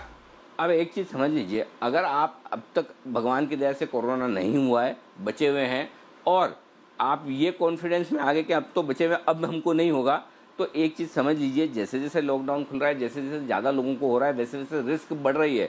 तो अगर ये शो पहले नहीं देखे हैं तो अब देखिए, और पहले देख लिए हैं तो रिवाइज कर लीजिए। अब ज़्यादा ज़रूरत है इनको देखने की, तो ये दिमाग मत लगे ये तो सब पुराने कोरोना, अब क्या देखना है। वो कई बार ऐसा होता है लोग उब जाते हैं, अरे आजकल एक ज़माना था शुरुआत में कोरोना के, जैन साहब आप बताइएगा, शुरू में जब कोरोना के कैसे भी मैसेज आते थे, मतलब कितने घटिया से घटिया मैसेज भी आया तो आदमी पढ़ेगा 10-20 को लोगों को फॉरवर्ड करेगा। आज बढ़िया से बढ़िया मैसेज आता है तो आदमी देखता भी नहीं है, जैसे उसको सब पता है कोरोना के बारे में, और ये भी उसको पता है कि मुझे तो कोरोना होने वाला है नहीं, मतलब होगा तो बाकी सबको होगा, पूरी दुनिया को, मेरे अलावा सबको होगा, मुझे नहीं हो सकता। तो क्या अब जब लॉकडाउन खुल रहा है, लोगों में फैल रहा है, तो अब ज़्यादा सावधानी रखने की जरूरत है कि नहीं? बिल्कुल है अनिल जी, और अब बहुत डर लगने लगा है। इनफैक्ट शुरुआत में वैसे डर था कि पता नहीं क्या होने वाला है, बट अब कॉम्प्लेसेंसी आ गई है लोगों में, कम्युनिटी स्प्रेड्स होने लगे। जयपुर में भी बहुत फैला, और जयपुर जोधपुर के बाद भरतपुर ऊपर आ गया अचानक से कल। तो रोज नए कोई ना कोई आगे स्प्रिंट करके आगे आ जाते हैं। और देखिए वेरी फ्रेंकली अनिल जी, 2-3 दिनों से हमारे ऑफिस में हम लोग प्लान कर रहे हैं। हम लोगों ने जिस तरीके से MCX में एक एम्प्लॉय की डेथ हुई और 30 लोग जो काम कर रहे थे मार्च के महीने में, उनमें से 15 लोगों के 9 लोगों के शायद वो आया, तो हम लोग भी बहुत पैनिक किए और हम लोगों ने टीम ए टीम भी बनाई है, एक डिजास्टर मैनेजमेंट साइट बनाई, क्योंकि इतना क्रिटिकल वो है और कई लोग वर्क फ्रॉम होम कर रहे हैं। काफी वापस से जो पहले हमने जितनी सावधानियां रखी थी उससे ज्यादा सावधानियां रखने की कोशिश कर रहे हैं। And I think risk management तो अब करने की जरूरत है। 7,500 और 8,000 के लेवल पे जैसे अनिल जी रिस्क मैनेजमेंट की जरूरत नहीं थी, 10,000 के लेवल पे है, वैसा ही अब मुझे लगता है कि माहौल अब थोड़ा डेंजरस ज्यादा होने वाला है। तो मैं आजकल हर ट्वीट पे नीचे डालता हूँ स्टे अलर्ट और स्टे सेफ, ये बहुत जरूरी है हर तरीके से। और हम पढ़ते भी नहीं, आप जो डालते हो नीचे, हमको लगता है कि हमको तो पता ही है, हम अलर्ट ही, हम सेफ ही हैं। लेकिन यही बात है, जब ये फीलिंग आने लगे ना, वो कॉम्प्लिसेंसी, मार्केट और कोरोना में यही खासियत है, डोंट ओवर पैनिक और डोंट नेग्लेक्ट। मतलब आप ओवर रिएक्शन दोनों खराब है, पैनिक करेंगे तो भी खराब है कि बिल्कुल डर के बैठ जाएंगे, वो भी ठीक नहीं, और ओवर कॉन्फिडेंट होना भी ठीक नहीं। न तो ओवर कॉन्फिडेंट होना है, न पैनिक करना है। आइए फाइनल क्लोजिंग आ गई। इस बीच अब मुझे पता ही नहीं चला ये 9,996 होकर आया निफ्टी, आज का हाई 9996 है, वाह। और 20,747 का हाई बनाया बैंक निफ्टी ने, तो बेहतरीन क्लोजिंग आज मिली है। 70 अंकों की मजबूती निफ्टी में, 129 अंक ऊपर बंद हुआ है बैंक निफ्टी, और 242 अंकों की तेजी रही सेंसेक्स में। What a wonderful Friday, what a relief. 12 घंटे पहले लोगों को लग रहा था, 16 घंटे पहले, कि ये तो ब्लैक फ्राइडे, ब्लैक नहीं, पूरा का पूरा ग्रीन फ्राइडे, सिर्फ और सिर्फ ग्रीन फ्राइडे। बेहतरीन डे, बहुत ही शानदार। भगवान ऐसे दिन बाजार में कई बार लाए, बार बार लाए, हफ्ते में एक आध बार ज़रूर लाए, ताकि सब लोगों को पूरा खरीदने का मौका मिले। जो शॉर्ट सेलर्स हैं उन्हें शॉर्ट काटने का, जो तेज़ी करना चाहते हैं, अच्छे भाव में एंट्री करना चाहते हैं, उन्हें एंट्री करने का, और सेम डे बढ़िया प्रॉफिट बनाकर निकलने का। ये तो एक ड्रीम सेशन है जो कभी कभार मिलता है, और उसमें आप कभी कभार सही भी पढ़ते हैं कि हाँ जो सोच रहे हैं वैसा ही हो जाए। तो ये ऐसा ही आज का दिन था। चलिए एंजॉय कीजिए इसको, वीकेंड को। मॉनसून जहाँ जहाँ पहुँच रहा है वो मौसम का आनंद लीजिए। सोमवार को आपसे फिर मुलाकात होगी। फिलहाल इजाज़त लेंगे। कुणाल जी, राकेश जी, बहुत बहुत शुक्रिया आपका। जैन साहब का धन्यवाद, सुमित जी का भी शुक्रिया हमारे लिए वक्त निकालने के लिए। आप सब लोगों का बहुत बहुत धन्यवाद। वागले साहब, आपका भी शुक्रिया आज कार्यक्रम में शामिल होने के लिए। चलिए मुझे और दीप को इजाज़त दीजिए।